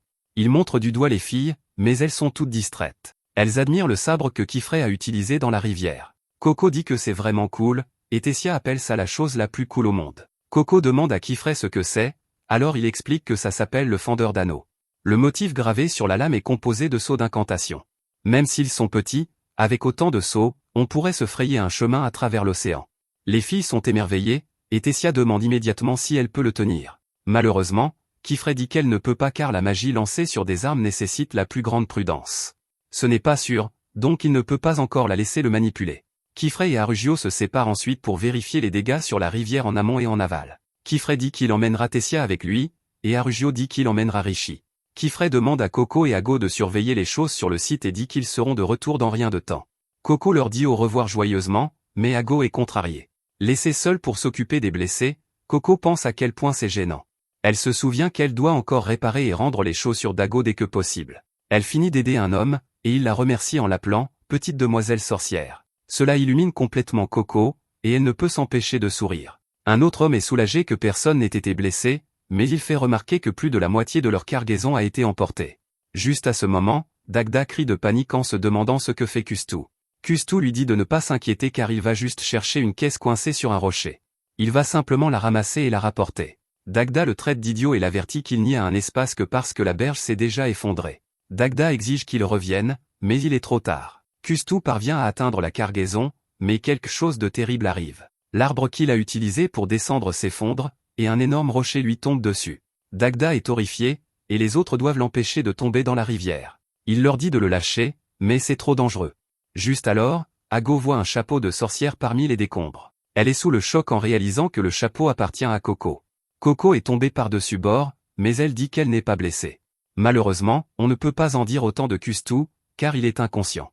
Dagda crie désespérément vers lui et se demande ce qu'il doit faire. Juste alors, il réalise qu'il y a une sorcière ici. Ago est son seul espoir, alors il la supplie d'utiliser la magie pour sauver Kustu. Il la supplie encore, et Ago réalise que c'est sa chance.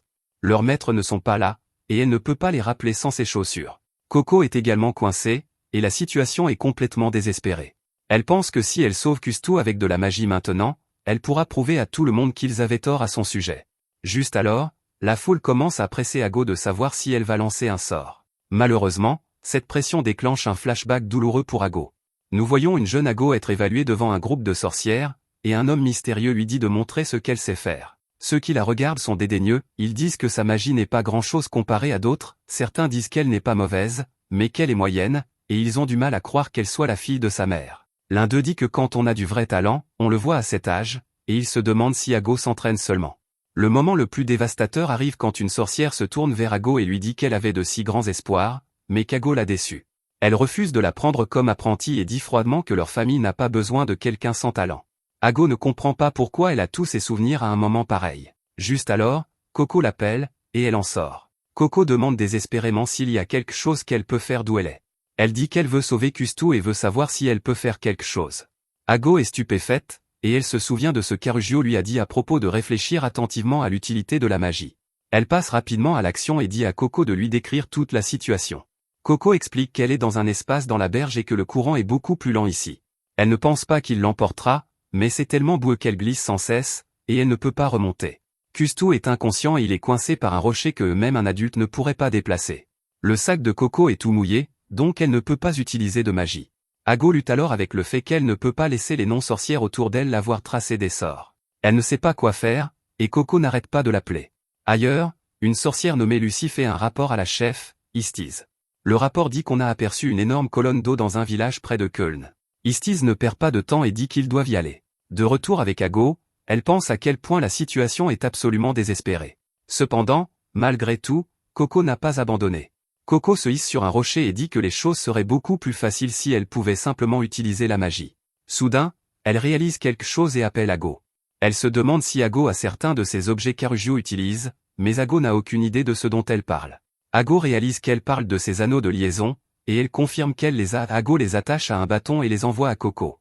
Coco dit que si elle peut sécher son papier avec les anneaux, elle peut utiliser son nouveau sort de lévitation pour soulever le rocher de dessus Kustu. C'est une bonne idée, Mais Ago réalise que Coco ne peut pas faire cela seul. Quand tu dois tracer un sort devant des étrangers, tu dois cacher tes mains sous ta longue cape. Les étrangers ne peuvent pas voir le tracé, et Coco devrait tracer en utilisant seulement la mémoire musculaire de ses doigts. Ago secoue alors la tête pour rappeler à Coco qu'elle ne peut pas tracer devant des étrangers. Coco devrait tracer de mémoire, mais elle n'a tout simplement pas encore cette compétence. La foule devient impatiente et se demande ce qui se passe. Il n'y a pas de bon endroit pour que Coco se cache, alors Ago réalise ce qu'elle doit faire. Elle s'annonce à la foule comme la première apprentie de Kifray. Elle attire le regard de tout le monde et leur dit à tous de contempler ses dons magiques incroyables. Elle pense que Coco n'a pas la compétence pour tracer de mémoire, mais elle, si. Elle a pratiqué toute sa vie pour ne pas avoir peur au moment d'agir. Cachée sous sa cape, elle trace un cercle magique. Elle trace un sort magnifique et élaboré qui crée un magnifique oiseau lumineux fait de lumière qui s'élève haut dans le ciel. La foule est complètement captivée, et Coco est également émerveillée. Pendant que la foule est distraite, Ago fait signe à Coco que c'est sa chance. Coco pense qu'elle vient de pratiquer le sort de lévitation sur l'Igname Karopu, et elle pense pouvoir gérer ça. Cependant, quand elle regarde le rocher, elle réalise que son papier de cœur de paume est trop petit pour tracer un saut assez grand pour déplacer quelque chose d'aussi lourd. Juste alors, Kustu reprend conscience, et Coco est soulagée. Elle lui dit qui elle est et explique ce qui s'est passé. Kustu est encore confus et dit qu'il a vu un oiseau de lumière, donc il était sûr d'être mort. Coco explique que c'était le sort de son ami, et cela lui donne une idée. Pendant ce temps, Ago pense que son sort ne pourra pas distraire la foule encore longtemps. La foule redevient impatiente, et Dagda dit que le spectacle lumineux n'accomplit rien. Il exige de savoir si le sort peut transporter quelqu'un ou voler pour aller chercher Kustu. Ago a du mal à répondre, et Dagda dit qu'il va juste descendre lui-même. Ago réalise qu'il verra le sort de Coco s'il descend là-bas, alors elle lui dit de ne pas y aller. Dagda s'arrête net, choqué par ce qu'il voit. Ago est également surprise alors qu'il voit Coco flotter devant eux, et elle a sauvé Kustu. Coco ne peut pas vraiment contrôler ce qu'elle fait, alors elle dit à Dagda de les tirer vers le bas. La foule s'amasse autour de Kustu, et ils sont soulagés de voir qu'il va bien. Coco a du mal parce que sa cape ne cesse de flotter, et Ago ne peut que se demander ce qu'elle a fait. Coco se précipite pour serrer Ago dans ses bras, et elle s'écrie qu'elle est contente que ça ait marché. Elle avait vraiment peur, et elle ne peut s'empêcher d'être émotive. Ago la calme et exige de savoir ce qui s'est passé. Elle remarque que Coco est couverte de sable, et elle devient encore plus curieuse. Coco explique qu'elle s'est souvenue comment les autres filles avaient utilisé le sort de brisage de roche pour les sauver dans le labyrinthe. Ago est émerveillée alors qu'elle commence à comprendre ce que Coco a fait. Même avec un petit seau, le sort brise-mur pouvait facilement pulvériser un rocher sans blesser la personne en dessous. Coco a utilisé brise-mur pour pulvériser le rocher en sable, ce qui a libéré Kustu sans lui faire de mal. Coco dit qu'elle n'a pas pu aider la dernière fois, mais que le sort de son ami a sauvé tout le monde, et cette fois elle a pu l'utiliser elle-même. Coco sait qu'elle n'aurait pas pu le faire seule, et elle remercie Ago d'avoir fait cet oiseau pour l'aider. Ago insiste sur le fait que l'oiseau lumineux était une fusée de détresse pour rappeler leur maître et qu'elle ne le faisait pas seulement pour Coco. Ago essaie de lui rappeler qu'elles ne sont pas amies, mais Coco est distraite par quelque chose. Elle ne peut s'empêcher de remarquer à quel point tout le monde est ému. Coco dit qu'elle est juste contente que Kustu ait été sauvée. Elle dit que si elles peuvent sauver Kustu, alors un jour sa mère sera sauvée aussi. Elle se corrige et déclare qu'elle sait que sa mère sera sauvée. Ago est en admiration devant elle pour la première fois et l'admire silencieusement. Juste alors, les deux filles sont capturées par un étrange sort. Coco se demande ce qui se passe, et Ago analyse la situation. Elle remarque que des gens sont arrivés et utilisent des pendentifs de capture blanc argenté pour les maîtriser. Elle réalise immédiatement qu'ils sont vêtus de capes écarlates avec des calottes ailées. Ago murmure avec horreur que ce sont les chevaliers moraux.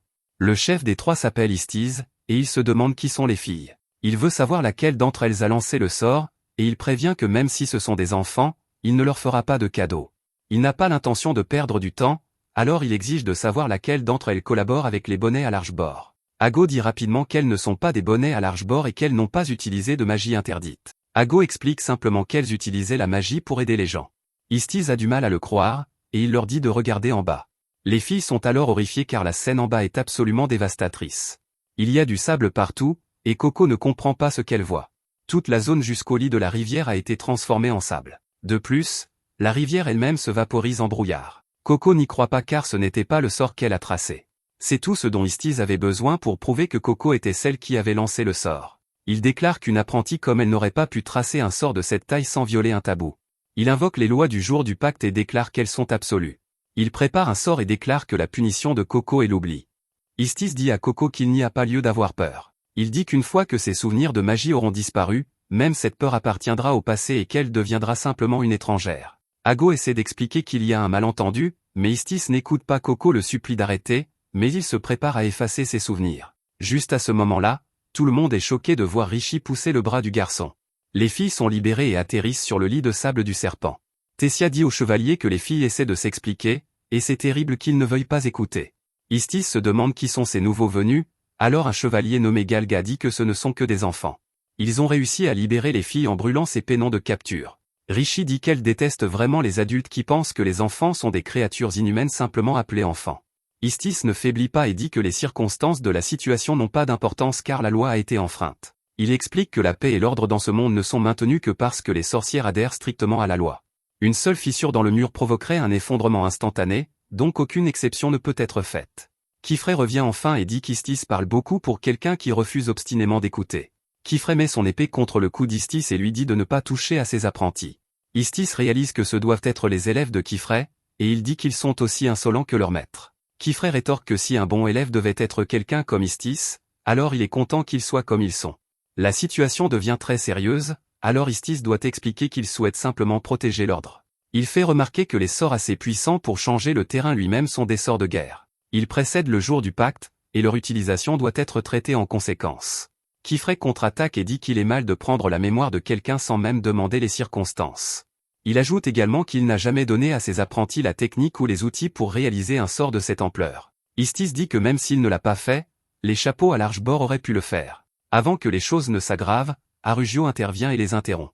Il dit à Kifrey et Istis qu'un débat sain c'est très bien, mais il espère qu'ils n'ont pas oublié à quoi servent les sorcières. Il leur rappelle que les sorcières sont censées répandre les bénédictions de la magie pour tout le monde. Il fait remarquer que les filles maîtrisent cela mieux que d'eux, et il leur dit d'arrêter de flotter et d'aider réellement.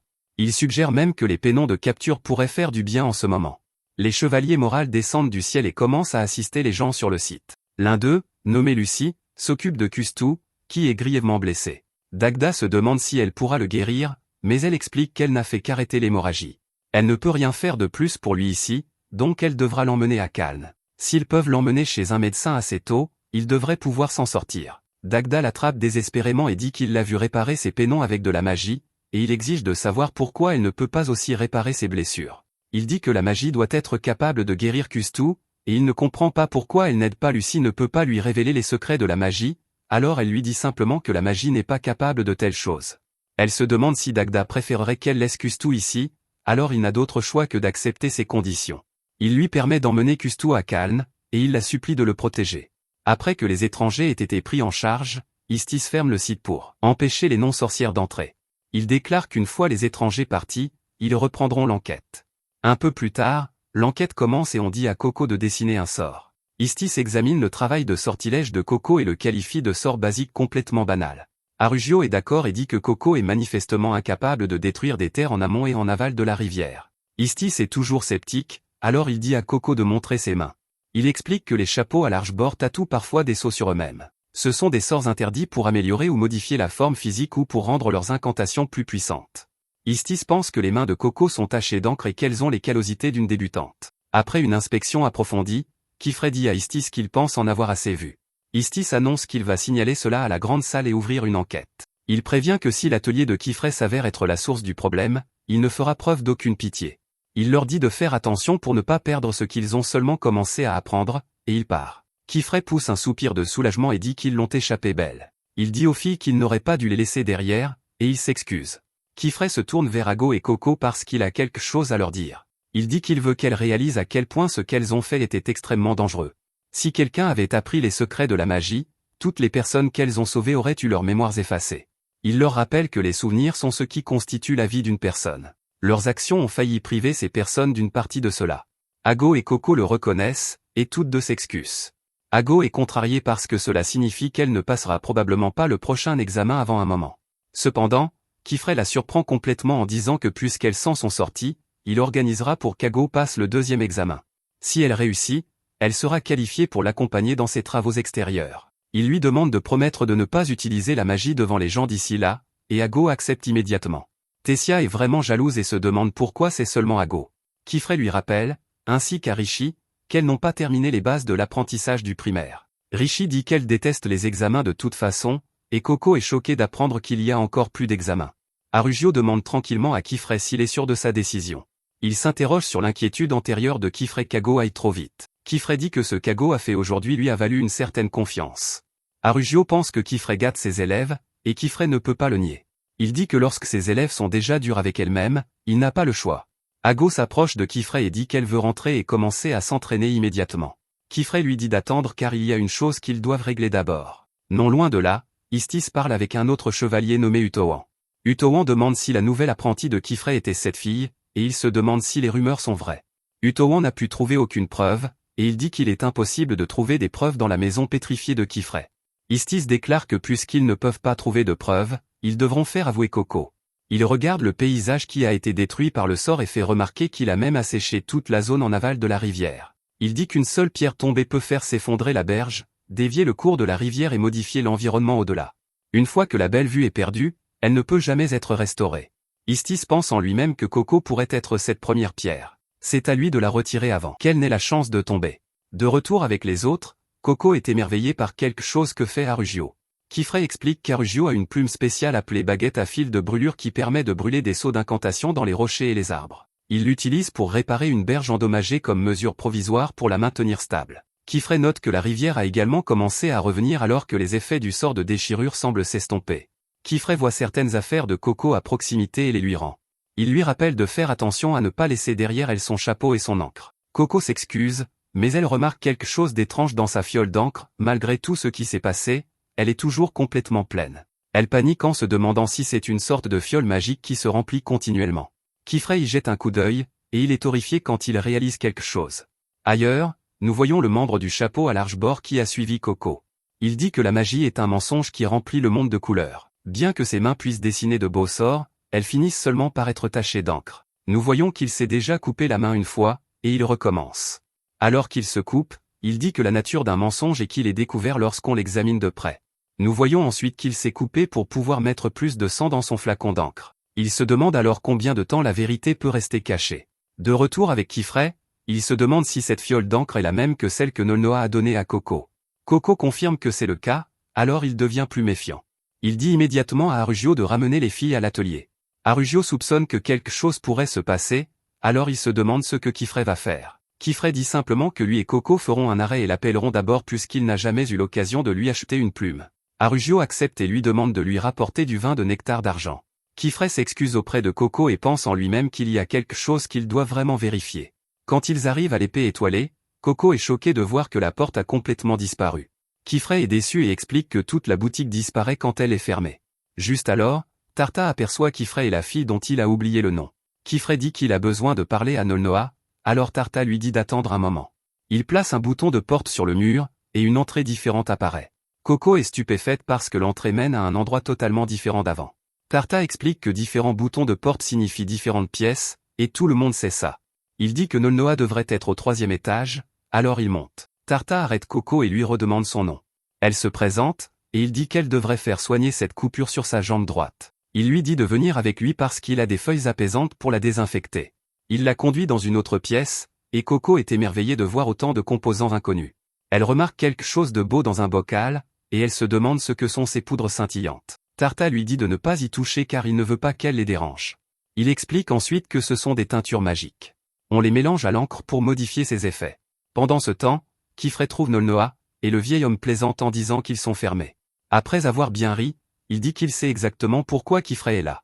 Il suppose qu'il s'agit du sceau d'incantation dessiné sur les dalles du labyrinthe du dragon. Nolnoa dit qu'il n'a pas encore compris et que les teintures magiques à l'intérieur sont mélangées très soigneusement. Il a essayé un sort pour séparer les teintures, mais cela n'a pas fonctionné. Il se demande si Kifray a trouvé d'autres indices, alors Kifray sort la fiole d'encre de Coco.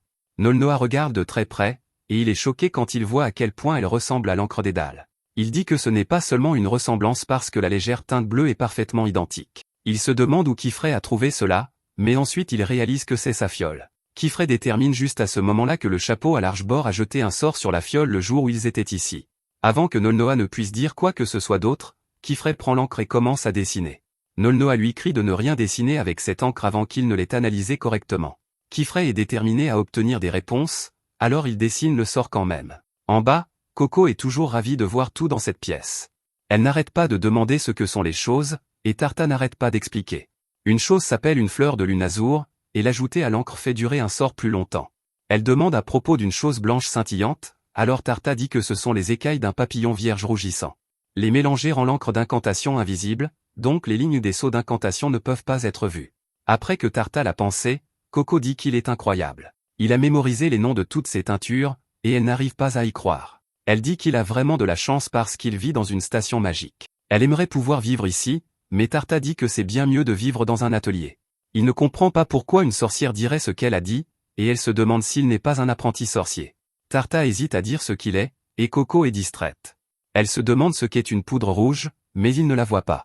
Elle monte sur une échelle pour la montrer du doigt, mais Tarta dit qu'il aurait pu simplement lui dire sur quelle étagère elle se trouvait. Juste à ce moment-là, une lumière vive remplit toute la boutique, et Tarta se demande ce que c'était. Coco est soulagé de voir qu'aucune des bouteilles n'est cassée, mais Tarta ne ressent pas la même chose. Il est absolument horrifié et dit que c'est une catastrophe. Les étiquettes sont toutes tombées, et tout est complètement mélangé. Son grand-père lui avait spécifiquement dit d'y toucher, et maintenant tout est en désordre. Coco propose de l'aider à les remettre, et elle lui demande de lui dire le nom de quelques-unes. Tarta dit avec colère qu'il ne sait pas, et Coco réalise rapidement le problème. Tarta révèle qu'il a mémorisé tous les noms des teintures en fonction de leur emplacement sur l'étagère. Le problème est qu'il ne peut pas les distinguer par la couleur seule. Tarta s'excuse et lui dit de partir, s'il vous plaît. Coco veut rester, mais Tarta dit qu'il n'y a rien qu'elle puisse faire pour aider. Il déclare qu'il y a des choses que certaines personnes ne peuvent tout simplement pas faire. Tarta révèle qu'il souffre d'une maladie appelée yeux de lavure d'argent, qui lui fait voir le monde entier en argent. Peu importe ses efforts d'études, à cause de cette maladie, il ne deviendra jamais sorcier. À l'étage, Nolnoa gronde Kifrey, mais Kifrey souffre beaucoup. Nolnoa est choqué car un sceau d'incantation aussi petit que celui que Kifrey a dessiné ne devrait pas produire autant de puissance. Kifrey dit qu'il pense que c'est un sort de fiole jumelle. Cela signifie deux récipients partageant le même contenu. S'il a raison, il devrait y avoir un petit morceau de métal inscrit avec un sceau d'incantation à l'intérieur du fluide. Il pense en lui-même que les chapeaux à large bord ont fait utiliser cette encre à Coco. La raison pour laquelle elle était encore pleine était qu'ils l'ont remplie avec leur additif mystère. Kifrey détermine que cette bouteille est un lien direct avec les chapeaux à large bord. Kifrey n'en croit pas ses yeux en disant qu'il l'a enfin après tout ce temps. Nolnoa ne comprend pas ce qui se passe car rien n'a de sens. Kifrey dit que cette encre peut libérer une telle puissance à partir de petits sauts griffonnés. C'est terrifiant si c'est vrai, et quelque chose comme ça ne devrait pas exister. C'est trop pour Nolnoa, alors il dit qu'il doit informer la grande salle. Kifrey lui dit immédiatement de ne pas le faire. Il dit que ni les chevaliers moraux ni la grande salle ne peuvent être autorisés à avoir cela. Il déclare qu'il est préférable que personne ne réalise même ce qu'ils savent. Nolnoa est complètement déstabilisé et se demande si Kifrey réalise même ce qu'il dit. Il a peur de la réponse, mais il exige tout de même de savoir ce que Kifrey compte faire avec l'encre. Kifrey s'excuse simplement et pose l'encre par terre. Il trouve ensuite Coco dehors et dit désolé pour l'attente. Il lui ment et lui dit qu'il semble que Nolnoa lui ait accidentellement donné une encre extrêmement chère. Kifrey lui a acheté un sac pour compenser tout cela. Coco est ravie, mais elle ne peut s'empêcher de penser à Tarta. Elle se sent mal pour lui, et elle aimerait en savoir plus sur ce qu'est la lavure d'argent. Kifrey explique que le syndrome de lavure d'argent est une maladie congénitale de l'œil qui fait voir le monde entier en argent. Les sorcières ont tendance à accorder de l'importance à une bonne vue, donc la vie doit être très difficile pour les personnes atteintes de cette maladie. Il dit que le seul problème avec les sorcières est à quel point elles sont peu accommodantes envers les exceptions. Coco est visiblement troublée, et Kifrey lui dit de ne pas avoir l'air si inquiète. Il lui promet que tant qu'elle sera une élève de son atelier, il fera tout ce qu'il peut pour la protéger. Il l'emporte et lui dit qu'elle n'a rien à craindre. De retour à la boutique, Tarta s'excuse d'avoir laissé tomber tout quand il a eu peur. Il se demande ce qu'était ce flash de lumière et demande si Kifrey a lancé un sort. Nous voyons que Kifrey a fait quelque chose de terrible alors que Nolnoa est déconcerté par la question de Tarta. Nolnoa dit qu'il ne se souvient pas avoir vu un flash de lumière, et Tarta se demande ce qui ne va pas chez son grand-père. De retour à l'atelier, les filles sont dans la cour à pratiquer leur sort. Coco touche accidentellement Kifrey avec une plante et s'excuse. Kifrey dit qu'on dirait que son seau de saisie du vent était un peu trop grand pour simplement attraper une pomme des montagnes. Coco explique que la première fois, son seau était trop petit et faisait juste trembler les pommes, alors elle a pensé qu'elle le rendrait plus puissant. Tessia fait une suggestion et dit que si Coco incline le signe d'accumulation pour créer une torsion, cela pourrait mieux fonctionner, car on tord une pomme quand on l'accueille. Kifrey est d'accord et explique que modifier les signes en fonction de votre objectif est ce qui rend les sorts infiniment adaptables. Tessia dit à Coco que quand quelque chose ne fonctionne pas, elle devrait comprendre pourquoi ça a échoué, et quand elle réussit, elle devrait demander pourquoi ça a marché. Elle dit que le but des leçons répétées est l'essai et l'erreur. Kifrey l'appelle une excellente professeure, et Tessia célèbre. Dans son excitation, elle fait tomber une poire, et Ago l'attrape. Elle se demande si Tessia a vraiment le temps de s'occuper des autres. Elle fait remarquer que si Tessia est consciente de ses propres lacunes, elle devrait passer ce temps à sa propre pratique. Plutôt que d'être offensée, Tessia dit qu'elle veut qu'on lui montre comment faire correctement. Ensuite, Coco se demande s'il y a vraiment d'autres épreuves en plus du consentement de la couronne sur le domaine des données. Rishi le confirme et dit qu'il y en a 5, des trucs stupides qui n'ont pas d'importance. Elle est vraiment contrariée pour une raison quelconque, et elle déclare qu'elle n'a pas besoin de toutes ces absurdités pour savoir dessiner. Kifrey intervient et dit que le but de l'épreuve est de se mettre au défi et d'apprendre à se connaître. Qu'elles aient de l'importance ou non dépend de l'attitude de la personne qui les passe. Il explique ensuite que les sorcières d'autrefois luttaient contre le même problème. Elles pensaient que la magie existe pour rendre les gens heureux, et faire souffrir leurs apprentis manquerait tout le but. C'est pourquoi les 3 sages y ont réfléchi et ont décidé que les épreuves devraient être des aventures dans le monde extérieur auxquelles tout le monde voudrait participer. Kifrey passe ensuite en revue les 5 épreuves une par une. La première épreuve est le consentement de la couronne, que Coco a déjà réussi. Il s'agit d'obtenir la permission de devenir apprenti. La deuxième épreuve s'appelle la sincérité du bouclier, ce qui signifie montrer son dévouement et marcher aux côtés de son maître. La troisième épreuve est la question de Kaviv, qui consiste à prouver que votre voix est digne et à prendre la clé. La quatrième épreuve s'appelle la bienveillance de sa grâce, qui vous oblige à exaucer un vœu et à vous tenir seul. La cinquième et dernière épreuve est les paroles des sages, où vous devenez l'enseignant. Ensemble, ces 5 épreuves forment ce qu'on appelle le pentacle de la preuve. À chaque étape, une sorcière est autorisée à faire plus avec sa magie. Si vous réussissez la 4e épreuve, vous devenez une sorcière à part entière et n'avez plus besoin de tutorat. Après avoir réussi la 3e épreuve, vous êtes autorisé à entrer dans la tour de Tom. La dernière épreuve est destinée à prendre vos propres apprentis, donc il n'est pas nécessaire d'y penser avant l'obtention du diplôme. Tessia s'excite parce qu'elle pense toujours à ce qu'elle fera après l'obtention de son diplôme. Elle veut voyager vers des endroits lointains et aider toutes sortes de personnes avec la magie. Elle adore l'idée d'entendre « merci » de la part de personnes du monde entier. Parce que quand une personne dit « merci » et qu'une personne est remerciée, un petit sort rend 2 personnes heureuses. Elle dit que 2 besoins sont satisfaits par une seule action, et que le bonheur vient par 2, comme les couettes. Elle révèle qu'elle a hâte de grandir et de concevoir un chapeau à 2 pointes. Kifrey confirme que lorsque vous devenez une sorcière à part entière, vous pouvez choisir votre propre chapeau. Rishi, en revanche, dit qu'elle déteste les épreuves et qu'elles sont ennuyeuses. Elle déteste qu'on lui dise quoi faire et qu'on lui fasse dessiner des sorts qu'elle ne veut pas dessiner. Ago fait remarquer que si vous ne dessinez que les sorts que vous voulez dessiner, vous n'apprendrez jamais rien de nouveau. Rishi marque une pause puis dit que ça lui va très bien. Si être adulte signifie devoir faire des choses qu'elle ne veut pas faire, alors elle préfère rester telle qu'elle est. Ago, cependant, ne pourrait être plus différente. Elle refuse de rester comme elle est maintenant car il y a trop de choses qu'elle ne sait pas encore faire. Elle veut passer toutes les épreuves dès que possible et devenir bibliothécaire à la tour de Tom. Tessia chuchote à Coco que la famille d'Ago descend d'un apprenti des 3 sages. Cela remonte à très longtemps, et ils ont des bibliothécaires à chaque génération.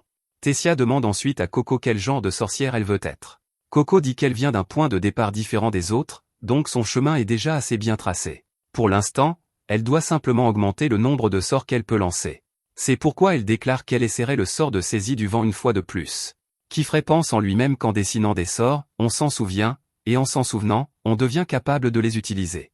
Il dit que le pouvoir que vous acquérez de cette façon ne vous trahira jamais. Quelque temps plus tard, Coco se retrouve dans un endroit très sombre. Elle est stupéfaite de voir sa mère ici, alors elle se précipite pour lui faire un câlin, et elle s'excuse. Elle s'effondre et dit que tout est de sa faute. Elle admet qu'elle ne voulait pas faire de mal, mais qu'elle ne pouvait pas renoncer à la magie comme sa mère le voulait. Sa mère commence à geler et repousse Coco.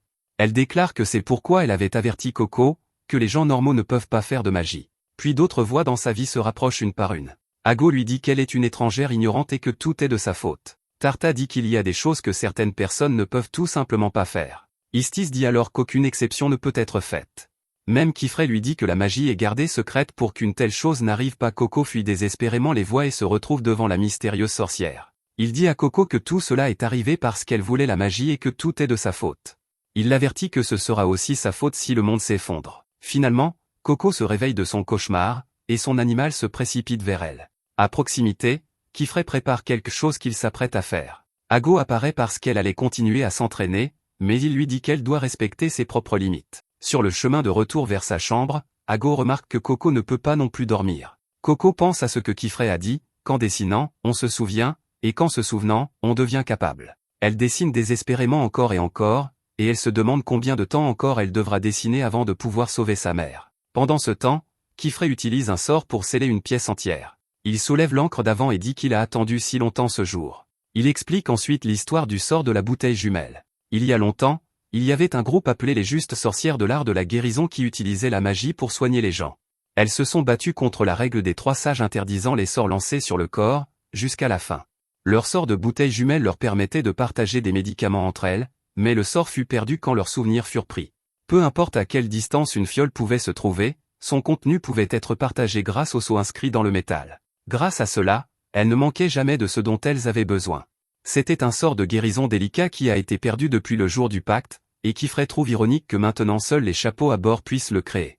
Il dit au sort qu'il est beau, mais qu'il va devoir le disséquer. Sa raison est que c'est la seule connexion qu'il a avec les chapeaux à bord. Kifrey réfléchit ensuite soigneusement à son plan. Il décide de ne pas toucher à l'encre de convocation pour l'instant car son pouvoir inconnu est trop dangereux à manipuler. Tout ce dont il a besoin pour l'instant, c'est du métal inscrit caché à l'intérieur. Il prend un outil et se demande s'il peut enlever le métal sans être détecté. Le métal est lié à son propriétaire, donc il doit être très prudent. Kifrey pense que s'il place le métal à l'intérieur d'un orbe de guidage, cela lui dira tout ce qu'il a besoin de savoir, ses composants, son propriétaire, où il a été fabriqué, chaque trace de son existence le dirigera vers les chapeaux à bord. Il aura enfin une piste plus concrète que tous les vagues indices qu'il a poursuivis. Alors que son plan commence à se concrétiser, un sort d'éclair frappe soudainement, et il réalise que les chapeaux à bord l'ont découvert. Kifrey se défend, mais il voit qu'un autre sort sort de la fiole. Un sort d'eau remplit toute la pièce, et Kifrey se retrouve pris à l'intérieur. Il pense à la façon dont il a baissé sa garde et qu'il ne peut pas utiliser de sort sous l'eau. La situation semble très mauvaise pour lui, et elle empire encore lorsqu'un sort d'éclair traverse l'eau. Juste alors, l'attaque prend fin, et Kifrey reste à bout de souffle. Il est surpris de constater que la sorcière au masque d'œil est apparue devant lui. Kifrey peut à peine bouger, alors il ne peut que regarder la sorcière écraser la fiole d'encre. Il dit à la sorcière d'attendre parce qu'il a encore des choses à faire. La sorcière part simplement, mais Kifrey dit qu'il n'abandonnera pas. Il jure de récupérer ce qui lui a été pris. Ailleurs, la sorcière pense à la peine qu'il s'est donnée pour obtenir le métal dans la bouteille d'encre de coco. Il appelle cela un gaspillage et disparaît simplement.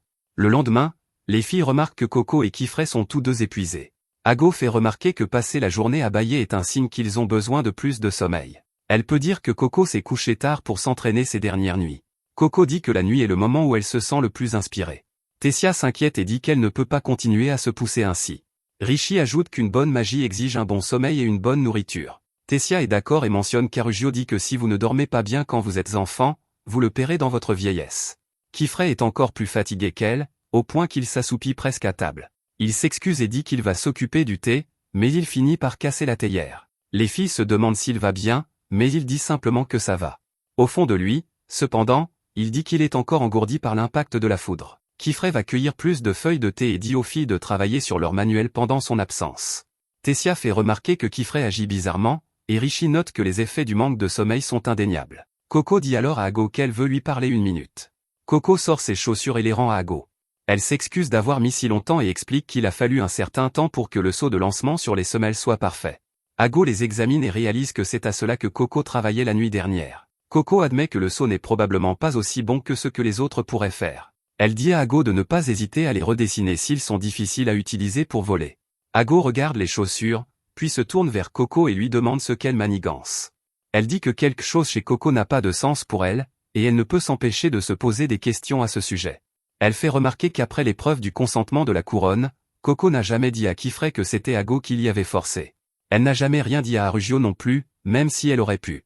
En plus de cela, Coco n'a jamais dit un mot contre elle et a même réparé ses chaussures. Ago dit à Coco qu'elle ne comprend tout simplement pas ce qui lui passe par la tête.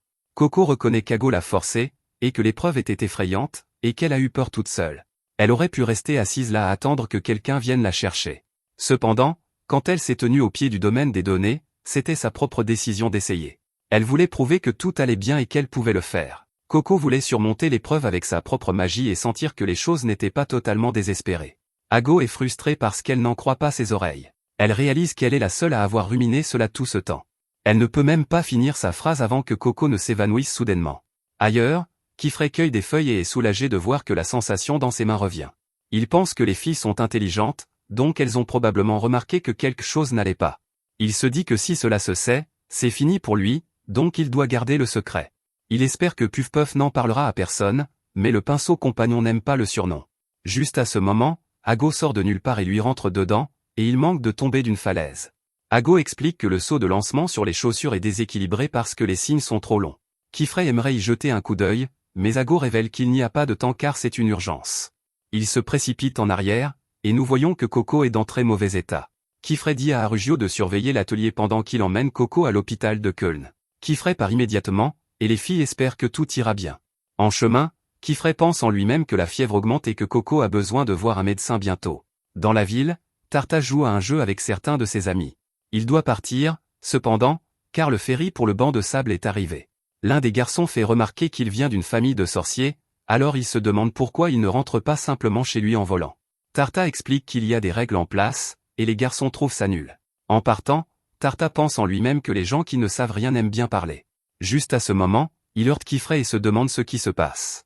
Kifray lui demande si l'hôpital est proche car il ne connaît pas bien ce quartier. Tarta dit qu'il connaît le chemin et qu'il connaît un raccourci. Il guide Kifray à travers les ruelles, et ils arrivent à l'hôpital en un rien de temps. Kifray confie Coco à l'infirmière et lui demande de prendre soin d'elle. Kifray espère qu'elle ira bien et remercie Tarta de lui avoir montré le chemin. Tarta dit que ce n'est pas grand-chose, mais Kifray pense qu'il est assez impressionnant. Il fait remarquer que Tarta semble être une personne très observatrice qui doit regarder les choses très attentivement. Kifray s'avère avoir tout à fait raison, car Tarta révèle qu'il a une question à poser. Merci d'avoir regardé mon récapitulatif. N'oubliez pas d'aimer la vidéo.